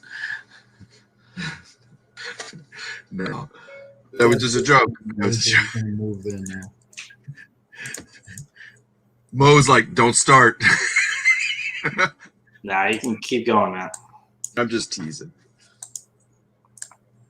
Oh, I don't know. Now I got most of the day for free. So it's like I gotta figure out what am I gonna go do. I wish. I'm pushing time today. I got so much stuff to do. Well, I mean, like free. I gotta go. Like either I got to list or I gotta clean one section that's gonna make the one section I want to do is my photo area where I want to put that white paper down. I'm trying to think it out here. Yeah, I think in the next 5 to 10 years, you're going to see a lot more. They call it exodus from California. I think there was a report that came out yesterday that said that population growth or increase in California is less than it was 100 years ago. My cousin just got a percentage-wise. So people are not coming into the state. My cousin just got a memo from her job. She works in Charlotte, but her company is from like Arizona or whatever. Yeah. And she has to go there. This is before Corona. She had to go there every couple months, and she just got a memo, and they said get used to the way society is, because there's not going to be we're downgrading all of our offices. 70% of you guys will continue working from home in the future. Yeah. Nothing bad. Like they didn't say they were losing their jobs. That was a very wise man that I speak to who's like sharp on these kind of things. He's very conscious minded. He told me this within the first 2-3 months of the pandemic. He says, Lewis, this is going to be the way it's going to be. 75%. Yeah. Schools. I saw some schools that they deciding that the towns are like, instead of building a $400 million high school, they're going to start doing half and build half the.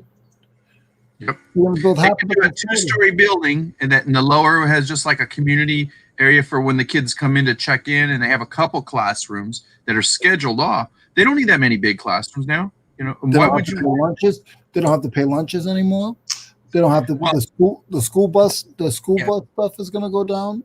Well, the cities and the towns, especially the townships that are poor, the cities can do it better, but the townships that are really suffering, like there's a small town near us that half of the police department are sick with coronavirus, and they can't they're struggling right now. Like they can't go to everybody who has a car accident.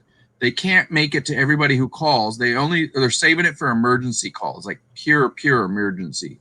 Like, you know, and it's like, so when you think townships, they can't struggle to think about how we're going to build that new stadium or this or that, or, you know. You guys see what Shane just said? He said since Corona, 11,800 businesses that we know of. That's probably true. Shane. That's probably what we know of, right? Is he saying in the mom and Illinois? pop ones, the home, like, I mean, yeah, in Illinois, yeah. I may move to Illinois. That's crazy. But then again, I wouldn't be able to afford to live there if I can't get a job, like other than what I'm doing. So I'd have to. I could, in a way, it may be a strategic thing for resellers. If not to be malicious about this, I don't mean that at all. Nothing facetious but I hate to say it, like this is a good opportunity. Like now we can restructure. Like, okay, I can move to that city even though there's a lot of foreclosures, because at least I know I'm going to be able to have access to my product, or I can still and you know, and get a low overhead. I mean, obviously Amazon's thinking it. Everyone's moving centrally. Yeah, no, everyone's moving centrally. UPS, where are they? Kentucky, I think. I think Kentucky is really central to a lot of companies.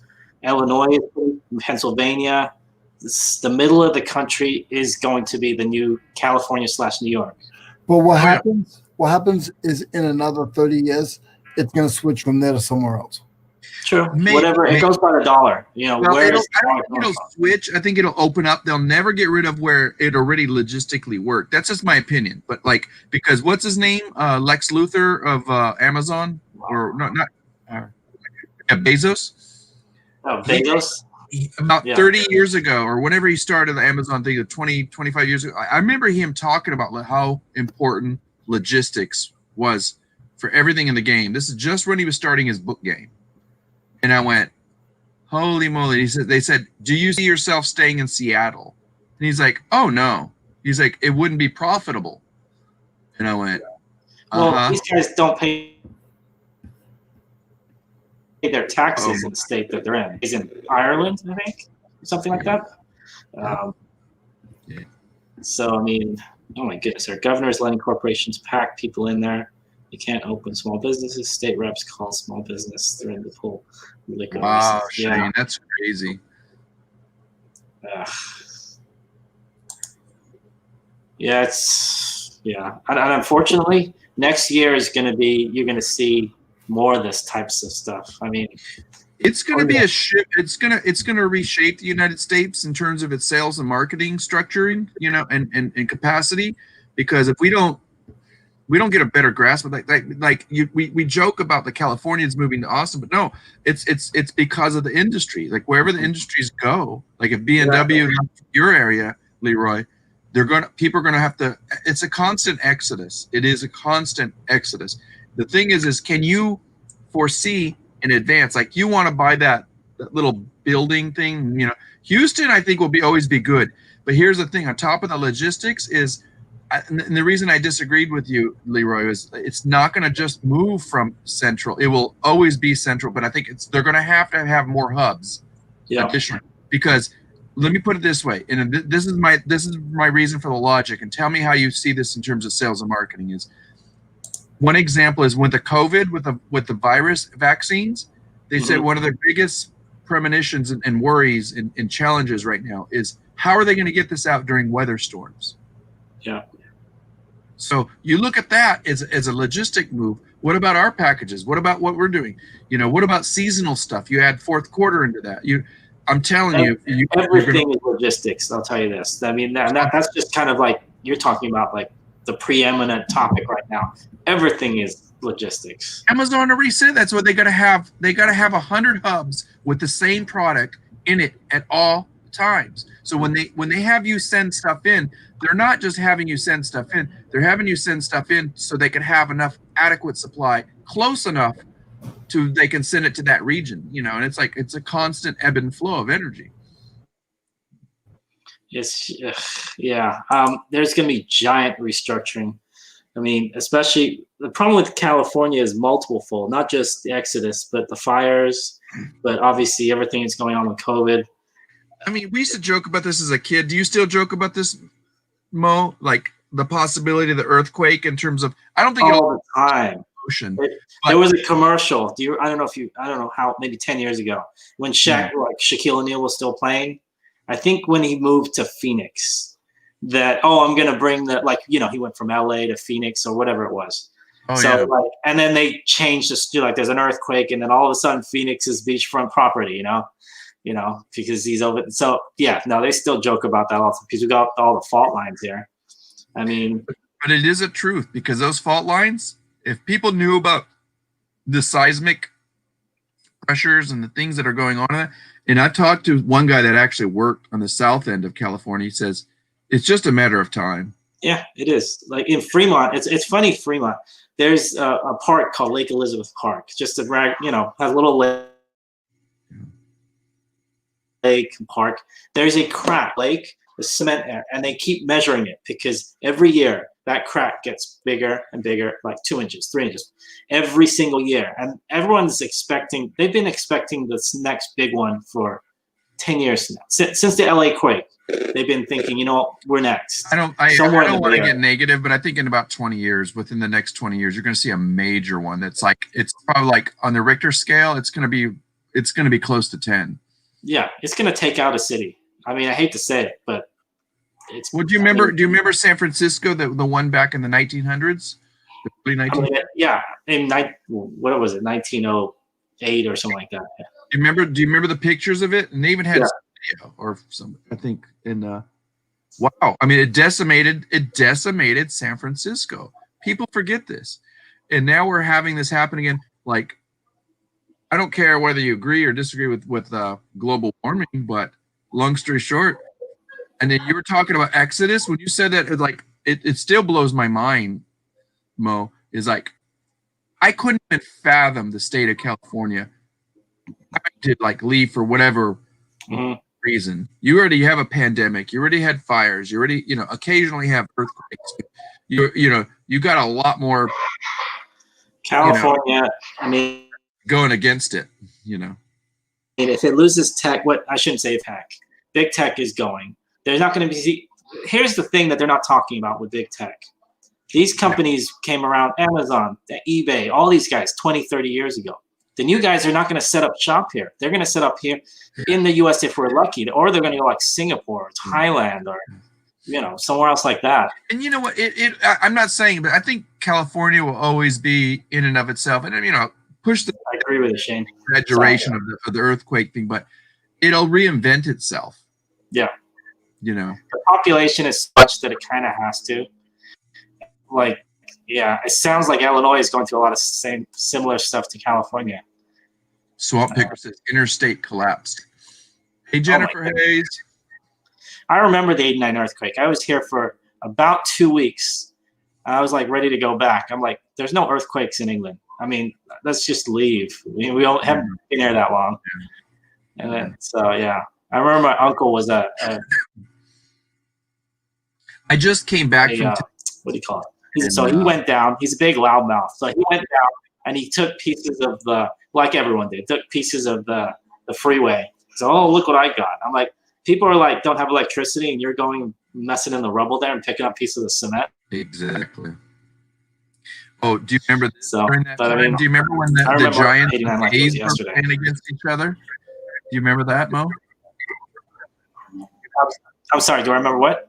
Do you remember when the Oakland A's were against the San Francisco Giants? Battle of the Bay. Yeah, I was watching the game. I knew a couple guys that were there, and they took a couple pieces of the Candlestick Park with them.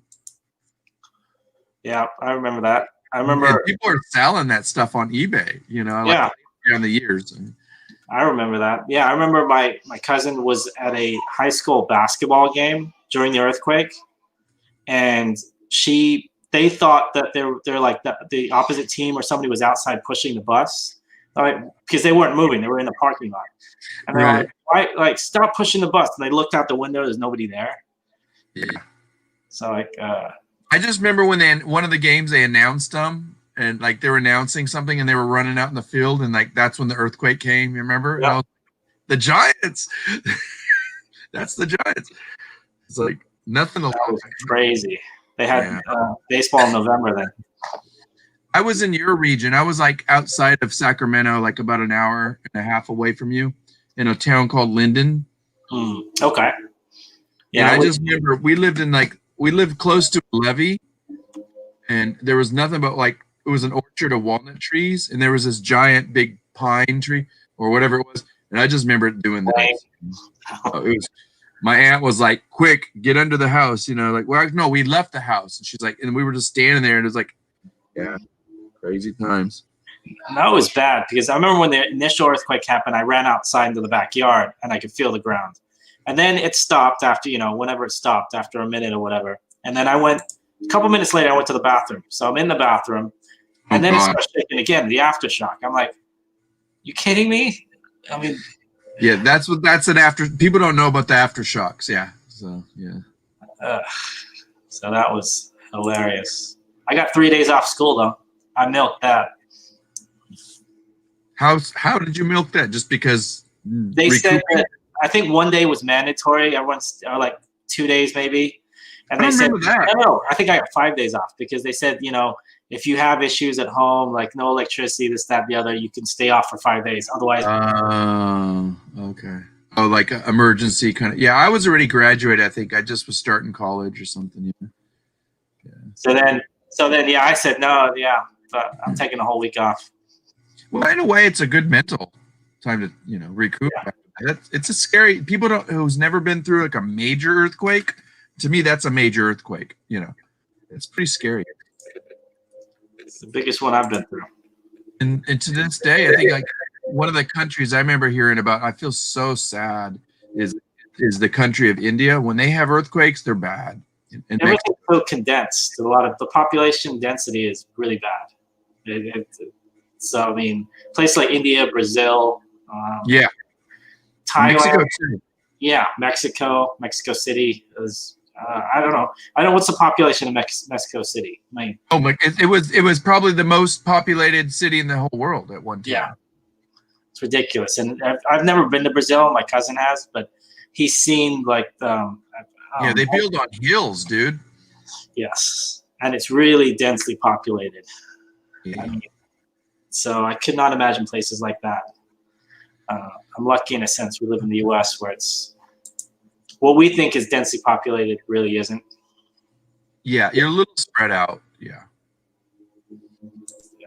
Oh, somebody left me a positive feedback for. Do you remember that? It was a don't laugh. It's a VHS tape. Okay, I sold it for I don't know. It's close to $10. I knew it would sell. I don't know if I got shipping or not. I don't remember what it is. Do you remember Pumpkinhead 2? I've heard of Pumpkinhead. I didn't know they made it too. Apparently, I don't even remember that I sold it was number 2. I just remember it was Pumpkinhead. Yeah, part 2. But and I kept it because it was from. I don't usually keep them if they're from Blockbusters, but this was from Hollywood Resale. Okay. Rentals. Yeah. And this one, all I remember was said Spanish subtitles, and I thought, and I forgot. Isn't it like if they're a VHS tape, they have to be on there? There's no like button with the DVDs, right? No. So it just automatic, no matter what, you don't have a choice to take the subtitles off. Right? It's just automatic subtitles, right?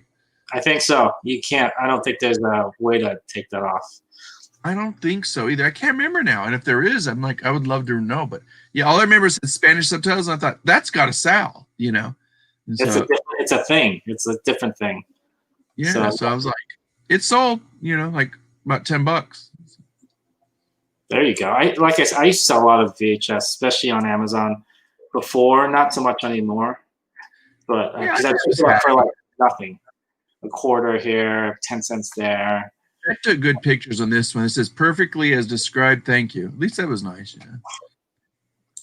There's one thing I'll talk about. Let me see if they still do it. I think eBay has blocked it now. People would sell personal VHS with commercials because you can watch it. So you have watching Full House or watching Arsenio Hall or whatever you want. Commercials, yeah, especially if they're vintage cartoons. Yeah. But the problem that I started seeing, because I sold one or two of those. Then I put up one that had the World Cup from like 1998 or something like that. Oh. Then I got flagged for it because they said, this is ABC's property or something like that. Yeah, and you know what? Somebody snitched on you. That's what it was. But I mean, now what I've seen, I haven't done it since. They write something like blank cassette that may have, and they'll list what's on there.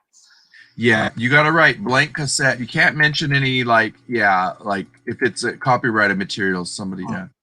So that's kind of but people love the I think the commercials, like if you list, might have, but then again, that's all proprietary too. So sort of, but like, well, no, yes and no. I mean, like commercials are thrown out there for us to eat, so to speak, mentally, and like, so I think there's like less of a, you just put, you got to put that under collectible nostalgia.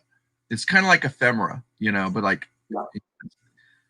Okay, I'm looking at one right now. I just looked it up. I just typed in personal VHS in eBay. Okay. Top ones just sold October 15th, $382. Had 21 bids. Rare Radley Metzger. Okay, I'm not going to read what this was. This is let's just say over 18. But there's a bunch of other ones here where there's like personal, like VHS you could sell. Okay, this has got to be fake. Somebody sold Scooby-Doo for $42. Oh, it's PAL, so maybe that's why. Okay. You know what I did yesterday? And although it was probably cost me a little bit more in weight, but no, that was like the reason I went to this Goodwill bins up north where I live is because they're the only one that lets media go for like $5 for $1. It doesn't matter if it's a cassette tape or a VHS. So I bought all these like Pokemon VHS tapes and stuff like that because you can lot them up for like $5 for $1, right? I used to do that, yeah. So yesterday, although that wouldn't be big money, like I probably get $10-20 maybe. It'll be a quick sell because I usually give more than the standard person. Like they'll say 2 for $10, like here's 3 or 4. I want to say 18 months, 2 years ago, there was a St. Vincent de Paul that wasn't far from me. And they would get donations from, I don't know where they would get them from, but they were always new sealed, like those clamshell VHS. Yeah. There'd be a lot of Disney, a lot of 90s movies, all the, TV shows, that kind of stuff. And they would be sealed new. So I would always go pick them up. They'd be $4 for $1, $5 for $1. That was when Amazon, and I made $50 on like random ones, like a golf one, like Greg Norman golf or something. So you're like me. I love to me, it's all about the randomness of it or the obscurity. Like those sound crazy good, dude. Take it easy, Shane. Yeah, see you, Shane. So yeah, I mean the random ones, if you can sit on it, if you can, get a box and put it in your corner and just like whatever, leave it for 6 months, especially if it's sealed. One thing I have noticed with VHS though is that I'll send them off and then I'll come back and they'll still be sealed, but it'll be rattling around. Oh, I hate that. I can tell that they got it, they picked it up, and somehow something came loose, and they're like, "No." Or spring. Yep. I hate that. Can I tell you what I found the other day? Go ahead. Actually, we do have a St. Vincent, like one of the St. Vincent thrift shops around here. But food from like downtown because they got basically it was like a place they call it SoCo, which is south of Congress. Congress is our main avenue that goes to the Capitol. We're like you, in Sacramento, you got your Capitol area. Yeah. And so they call it Congress Avenue because, anyway. So they moved this one and it took me for years. I'm like, where are they? And then I kept hearing that they moved, and then they moved way out of the way, like up north, but it's like so much nicer. Not everything's priced perfectly, but once in a while you find a gem. Okay. Like you said, you go in there and they had this DVD day where like 2 for $1 or something like that, Okay. What kind of with DVDs, I think I already told you this. I look for random horror or random anime, like video game anime type stuff, if I can find that, or box sets. Exactly. Yeah. So, Yeah, you're like me. You kind of follow the pop culture trend of just because it, that's trend means sales. Exactly. Exactly. Hey, Callie Picker, how's it going? He's breaking my balls. I do like you. I like to talk around the corner. It's like I do run off on tangents. Will you eventually get to what you found? Oh. He's breaking my balls. I need to change my name to the Rambling Picker, unless there's already a Rambling Picker. I'm gonna make a second one. Yeah, it's something like that. All right. I don't know. Let me think. What am I gonna go do? I think I'm gonna make a space. I guess I could stay here and do it a little bit with you guys. I need to go eat though. Yeah, I'm gonna be here probably about 30 minutes or so. Okay. Then I'll take off, bro. I'm gonna go eat something. Okay. And you know what? Today I have not been like yard sale sourcing in probably like a month. I want to say, well, maybe like 3 weeks, just because I'm using those days for stuff. Like, see, right now it's 12:30 my time. Everything's been picked, but I did this rule where I told somebody, don't let that ever stop you. I've gone and like can't believe somebody didn't pick up this bolo item, and it's crazy. I remember there was one time where I said, I want to go out. It was like 3 in the afternoon, and I picked up. There was 3 different places that had the free boxes at the end. They were done. Oh, yeah. So they did a box and it just said free on the lawn. And I found some old electronics in there. I found like some old shirts and stuff. So I just grabbed that. So that was one time. That was the latest I left at 3. Usually I go like at 8 at least. 8's kind of late. But I'm not an early stuff. I just found somebody in my area, but I missed out on this one. This is a lot of vintage stuff. So people are hurting right now. They're trying to sell stuff. Yeah. It's funny. In one of the pictures, that what's that called? The yard sale treasure map. Yeah. They have pictures, and I'm sliding through it, and like there's some really cool old stuff if you like baskets and certain things. And there's some vintage, and then all of a sudden they show a bunch of chickens. Like, what are you selling, your chickens? I don't know if you can see that. Is that legal? I mean, maybe it is in Austin. California, they have all these weird rules about poultry. Oh no, you can have it, even in a neighborhood, you can only have 1 or 2 chickens. Like, but they have to be in a cage. Like, they have to have a cage set up. But I remember my friend used to have. He had new neighbors move in next door, and then they had chickens. They had a coop, so he called. It took him a while. It took him like a month, but then he said one day he saw a city van show up and they hauled away the chicken coop. I'm like, come on, man, that's kind of mean. You could have just like walked over and asked them. Ooh, guess what? I better go. It started at 11 a.m. It's already an hour and a half past, but it's a moving sale. When I hear moving sale, cha-ching. They need to get rid of that stuff. You should go clear them out. Oh, well, some of it's like, but like, some of it's good. But I'm the one that I love to go and cherry pick their bookshelves because there's always 1 or 2 bolos in there. And one time I went to an estate sale. Technically it was a moving sale, but the lady goes, "It's an estate sale. We just call it a moving sale so we can get this done." And she was managing with a couple friends, and I went, "How much are the books in your show?" "Well, the hardbacks are $2." And I'm like, "Oh gosh, to me that's like." So I went through real quick and I saw 3 Jimmy Carter books, and I went, "Uh-oh." Yes. Comes to Austin at this place called the Book People. It's a bookshop. I got them, dude. All 3 were signed. All 3 were signed. So I was like, it's mine. And I sold 2 of them already. Why chickens? Yeah, I know. I agree. Free eggs is awesome. No, my friend was a bit of a prick. All right, guys. Hey, Mo, I want to say something. Yes. Thank you for letting me come on with you guys. No, I appreciate it. Oh, before you leave, you said eBay Addicts? eBay Addicts. See you, Leroy. Good to see you, buddy. All right, I'll put the link up for you. So thanks, appreciate you. Yeah, it's for Luis and I. We're just we're cross promoting, and I said no. I'll come on if you let Luis come on too. He's like, "Oh, I love Luis," and I'm like, "Yeah, you're gonna get 2 for 1 because you can talk about what Luis is doing. Luis has got some good stuff going on, and he's got his Friday show, but he does his Tuesday auctions, dude. Have you seen his auction? Yeah. Yep, I was there. Actually, you outbid me on some cards on his. Sorry, that's right. Yeah, you came in. I was like, "Damn it, Mo!" It's all good. It's all fair. Somebody outbid us. Wasn't it Cat D got us, right? Cat? Yeah. I was out of it. They went up to like, I don't know, $30, $40 or something like that. Was that which one was that? Was that the Jordan?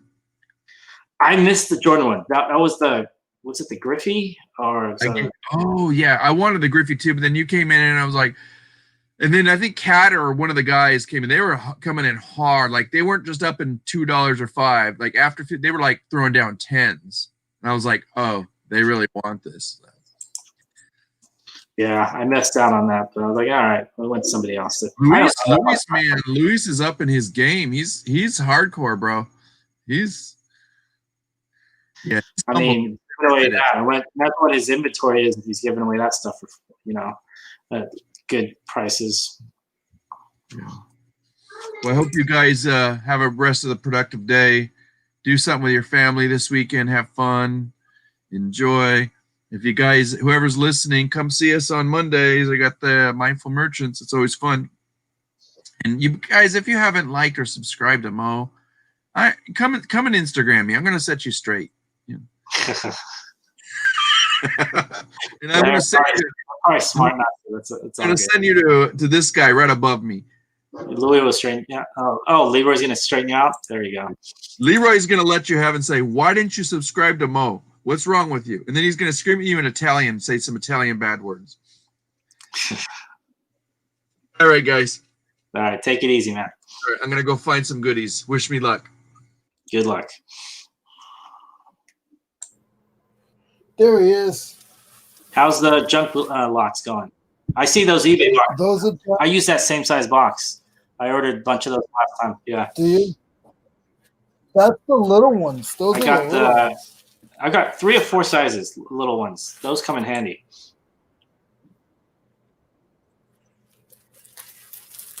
Yeah, those are going well. I'm nearly through. About 75% of the way through the pictures I took last night.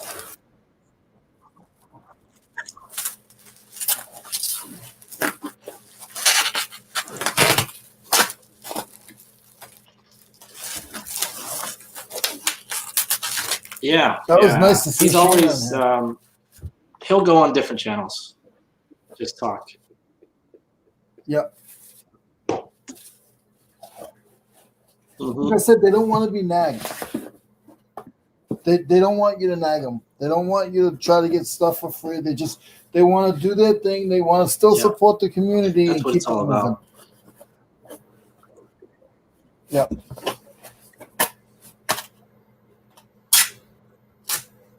Like, I don't know if I told you this one before. I used to go to this church, and there was a professional football player that used to go to the church, and he played for the Patriots. Bill Yates. He was an offensive lineman for the New England Patriots. Gotcha. He got 2 rings with him.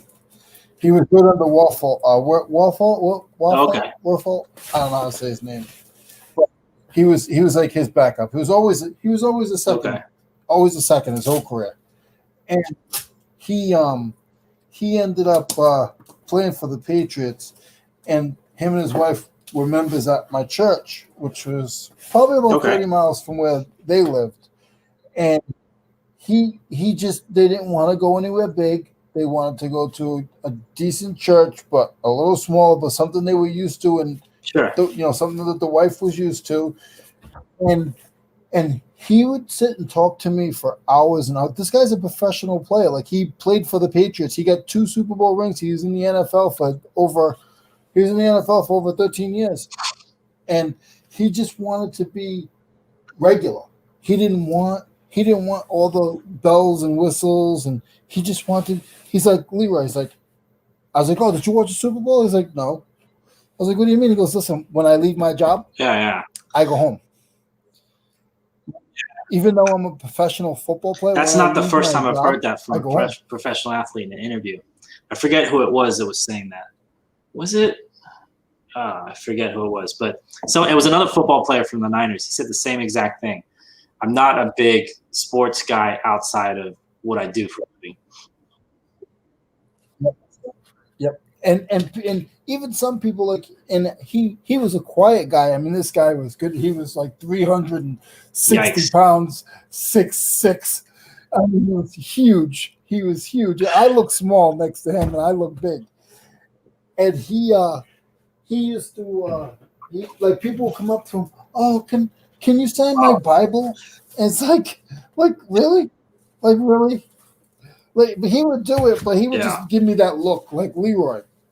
Yeah. Like, do you believe what this guy's doing? Or we would just talk. He wouldn't talk football. He wanted to learn about construction. Because I was in construction for so many years. He just wanted to know about what I did. He didn't care about he didn't want anybody to sit there. He's just trying to get away. He doesn't want to be part of his 9 to 5 anymore. He wants to do something else. Take his head somewhere else. Yep. He had it made though. I'll tell you, Mo. He was making $350,000 a year. I mean, on the bench. They paid for his house. They paid for his car, and he said he ate 85% of his meals. I would too. I mean, they're not going to get cheap stuff there. I mean, okay, I just looked it up right now. NFL now, the minimum salary, that's the minimum, $610,000. No, this makes sense. This was about 10. It goes up every year, I'm sure. About 10 years ago. Yeah, and it might have been a little higher than that, And again, he got 2 championships. Now I looked him up. I lost contact with him when he moved because he got switched when the coaches switched. He switched over to okay, because I know Belichick was pretty cutthroat when he doesn't want you, he doesn't want you. Yeah. Well, one of the big coaches left, and he went to the Browns. I don't know if you remember this. It was like 10 years ago, and 4 players went with him. Okay. And then he went there for 2 years. He got injured again, and then he retired. Now I looked him up. He's a coach. He's a coach in Florida at some college, and he's probably making $1 million a year. And he moved with the weather too. So. Yeah, because he told me he said he wanted to be a high school coach in Texas where he was raised. Okay. But he probably got a good offer in Texas. Once you have that one, I don't even care if you have a championship or not. You have 10 years and no headaches in the NFL. Any school's going to take you. Depending on your preference. If you can let alone make the NFL. I mean, forget about, if you last for 10 years, if you, knock on wood, don't get a concussion or something, a major injury. And then imagine just you're on the inside of the inside of the inside there. I mean, the context that people have to pay for to get. You're sitting next to this guy. Usually people don't get to do that. Yep. So, yeah, I can imagine. I'm sure he had drop offers when he was about to retire. He's like, I want to do this. And he probably had he could talk to his manager could talk to whoever. Hey, Callie Picker, how are you? Yeah. And he was the nicest guy. He was just he was a big teddy bear. And he just wanted to know about my job. And I'm just saying to myself, I'm like, this guy is like a professional football player. I watch him on Sunday. And he'd give me a hard time, but he didn't even have a favorite team. His thing was he was a football player, and that was his 9 to 5, and that was it. That makes sense. Yep, they wouldn't have kids. Him and his wife wouldn't have kids until he retired. Okay. And his wife didn't work. And like I said, so he was making, probably when he left, $450. Okay. He was making between $450 and $275. Yeah. 12 years with free housing, free vehicle. The only thing he had, it was like free money. He was probably able to put aside probably $200,000 a year. Easily. And then imagine all the like you said, the comping on the food, comping of all that stuff. I mean, that's ridiculous. I mean, just you add up Starbucks every day if you get that. Not that I do. He said there was times where they were able to get his family to go, like, so it was just him and his wife or his siblings. They would pay certain, like, sponsors and stuff would pay for their flight. Nice. So his wife would go. I said, "Oh, did your wife go to the game when you went to?" I forgot where he played. It was somewhere in the West. And he goes, "Oh no, she went shopping." He's like, "Yeah, she went shopping, and I went to the game." He goes, she would keep an ear and make sure I was okay. Yeah. I mean, that's the life. I mean, he worked out for 10 or 12 years and got paid for it. Yeah. Yep. So I mean, even his car was a car from the local dealership, and it was a lease, and the team covered the car. See, what he did was good, because NFL, out of all like American leagues, is tough to stay in a team because it's all about the signing bonus, right? You get the signing bonus, they can cut you in 6 months if they want. But like baseball, basketball, you're set. So for him to just stay consistently in contracts, getting paid, especially as a backup, that's awesome. Yeah, and now that I think about it, he started off in Miami. Okay. He started off in Miami, and then he went to he was in New England for a while. He was in Miami for a few years. I think he went to like 4 or 5 different teams. Okay. Yeah, that's kind of how it is. I forget who. There's that actor. He had a similar. I don't think he lasted 10 years though. He's on like Brooklyn Nine-Nine. I know you've seen his face. Big guy. He always plays like a security guard or like something, like a big guy in the movies. What is his name?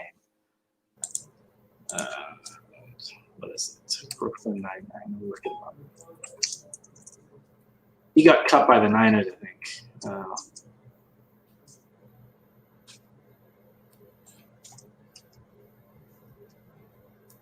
Yeah, here's his Wikipedia. Oh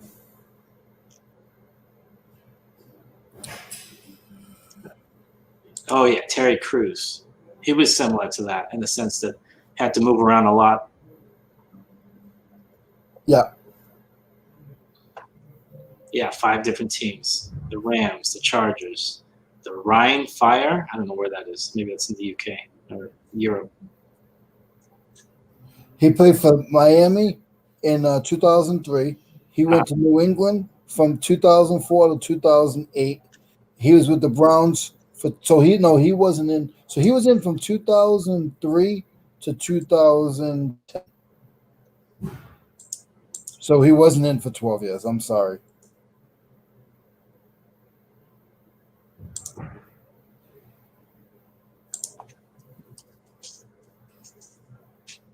Still cool, even if it was 10 years, whatever. That's millions in the bank. Yeah.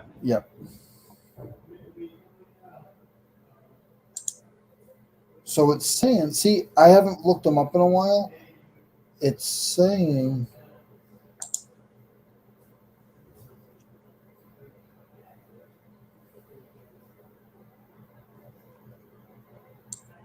he's actually jumped around as a coach a lot since 2013.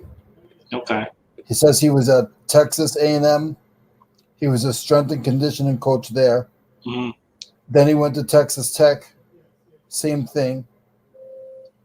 Then he went back to the Patriots for something. It's saying that he jumped around a lot. I'm surprised because I'm surprised he did. Now it's saying he's with the Detroit Lions as an offensive lineman coach. I didn't know that. I didn't know he was back in the NFL. Well, he's got those connections. He can probably go anywhere. Exactly. And like I said, you get those championships. It doesn't even matter if you're a player. You could get a championship being with the Patriots and being like he is now, an offensive lineman coach, and you're in the door. You're in the door. You're good. So did you ever get people like saying, "Well, how come you're not a Patriots fan?" Yes. I when I was growing up, I'm going to be honest. When I was growing up, they didn't really have a team. I never really had anybody around me that like pushed me to be, because that's usually what it is. Yeah, yeah. A family member or a sibling to sort of push you to be whatever fan you know you're going to be. Yep. And I never really had that because the Patriots stunk so bad. Yeah. And then when I got older, my uncle, it was a quick little story. My uncle was like, "Hey," he's like, I was like, "Uncle, can I stay up?" I was like 7. I was Okay. like, "Can I stay up and watch the game with you?" And he's like, "You can only watch till halftime. You got to pick a team." So I was sitting there and I'm like, "Okay." There was 2 teams playing. It was the Steelers and somebody else. I don't know who it was. But you're my age. So do you remember when they used to have the steel symbol on the cans? Not the Steelers symbol, just the symbol, the steel symbol. Yeah. Well, I saw that, and I saw the team that was playing, so I picked them. They won. I won $1. I got to stay up till halftime. Then when I was like about 13, 14, I started following football, and they had Kevin Green back then, and that's where it all started. Got it. I thought you were going to say that you had your uncle was like a fan of like the 70s Steelers or something like that. No. Uncle jumped around. Uncle said he liked the Giants. Okay. He was like a hometown guy, but a Giants guy. Okay. But honestly, not really a lot of my family were Patriots. I have one cousin that's a diehard Patriots fan, but my daughter, that little brat, she's not a Steelers fan. She is a Patriots fan. Okay. And that kills me because everybody let her into it because I'm a Steelers fan and I show it. I'm going to tell you all about it. Yeah. I'm a Steelers fan in September. I'm a Steelers fan in April. I'm a Steelers fan. I wear my hat all the time, my shirts. I don't care. Yeah. My daughter, they would give her presents, Patriots hats, Patriots pillows, Patriots Barbie dolls, just to get under my skin. She had a Patriots Barbie doll? Oh, yeah. A Barbie doll with Patriots sweater, Patriots cheerleader. Like, they went out of their way. That's hilarious. Yeah, it's not. Not for you. Yeah. It's not. It even to the, like, it was funny because what she'll do, Mo, is not now, but she would go to, we'd be at like, say Walmart or whatever, and she'd grab a Tom Brady jersey and come over and be like, "Daddy, can you buy this for me?" I said, "If you don't get that out of my face." and she just laugh.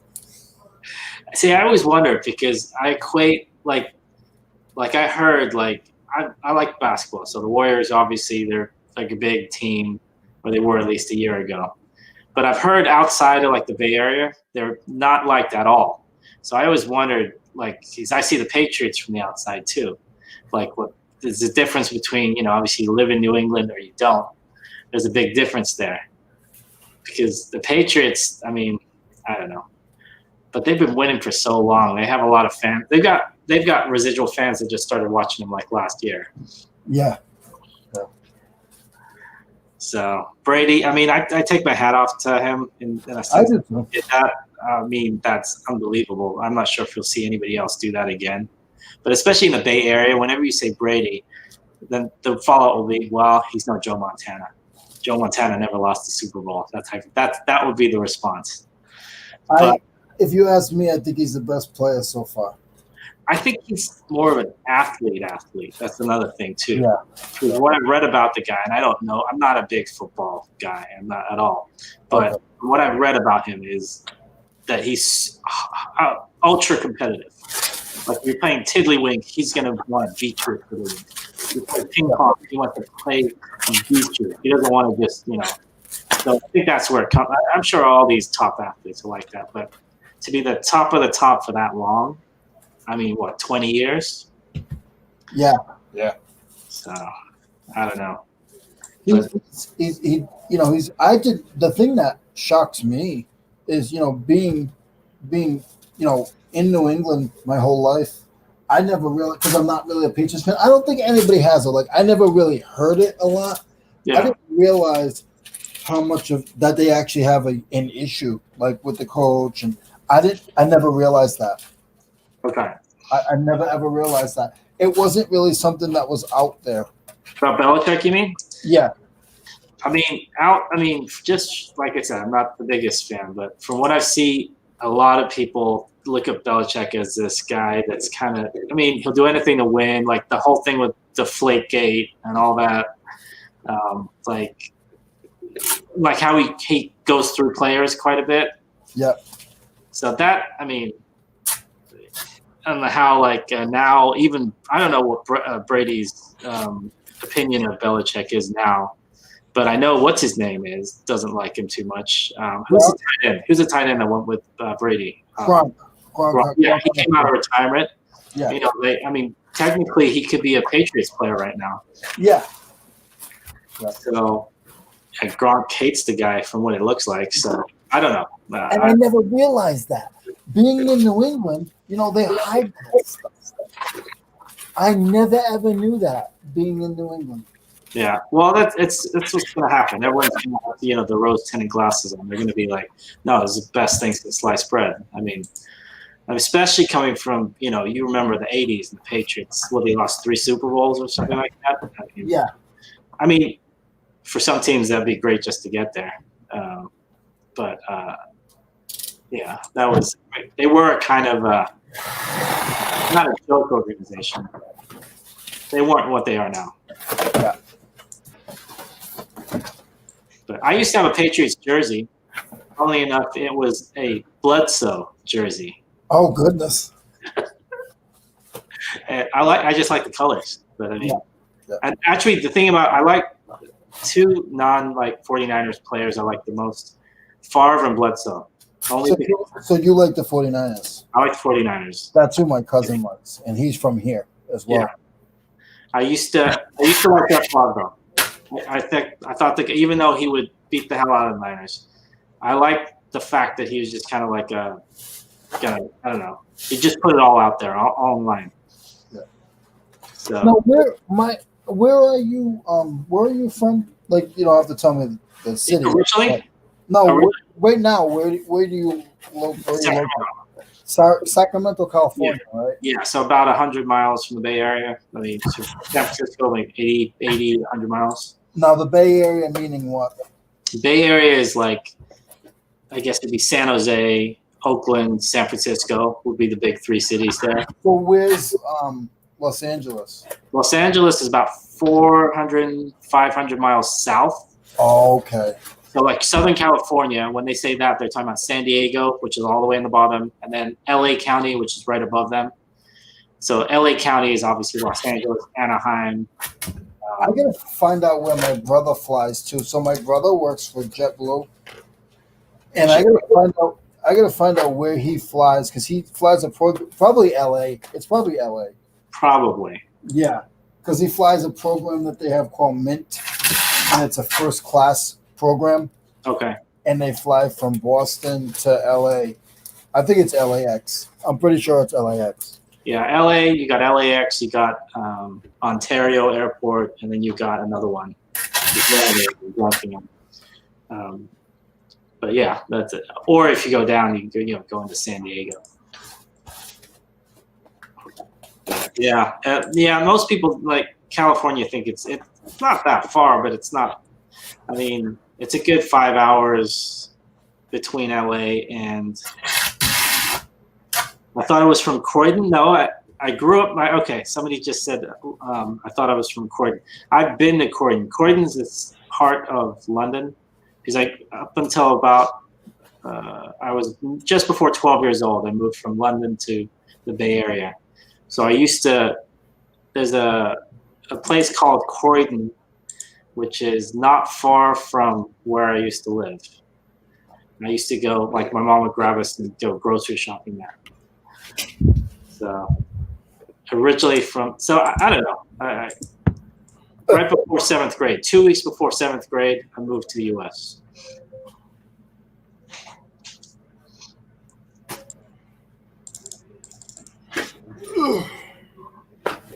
So I moved around a little bit. Not too much, but a little bit.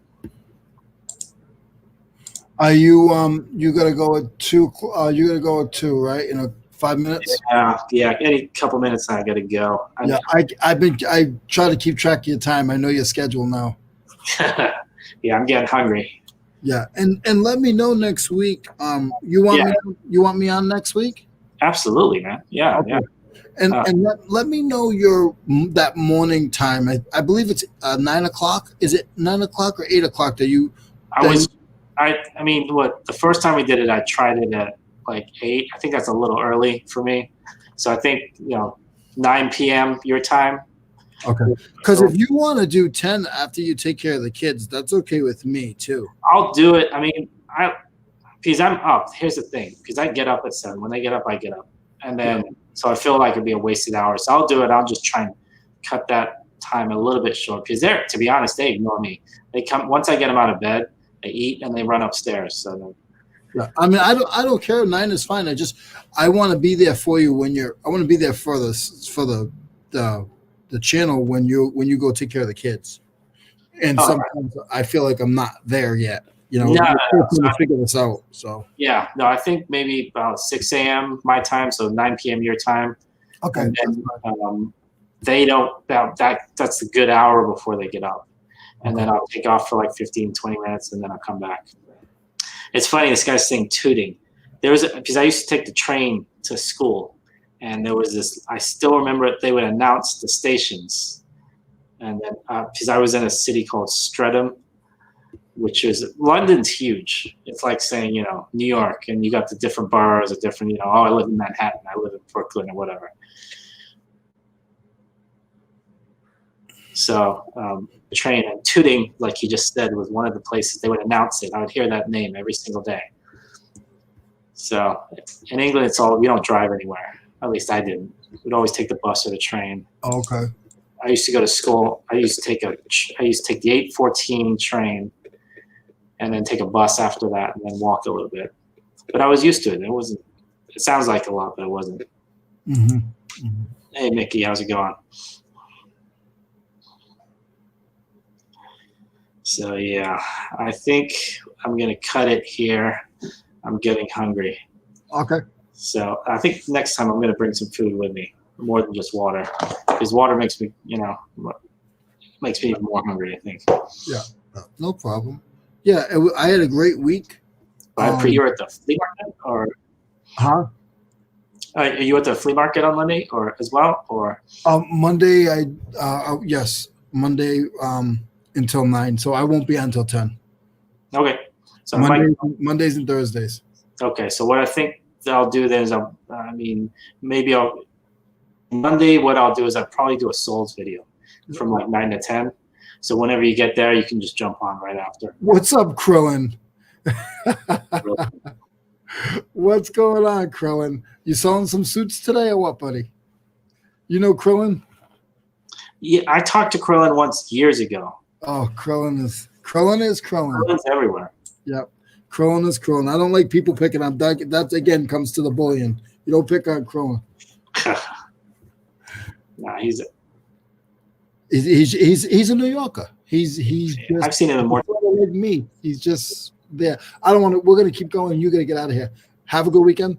All right, I'll see you Monday-ish whenever you get back. Okay, Krillin, thanks for stopping in, and take care, guys.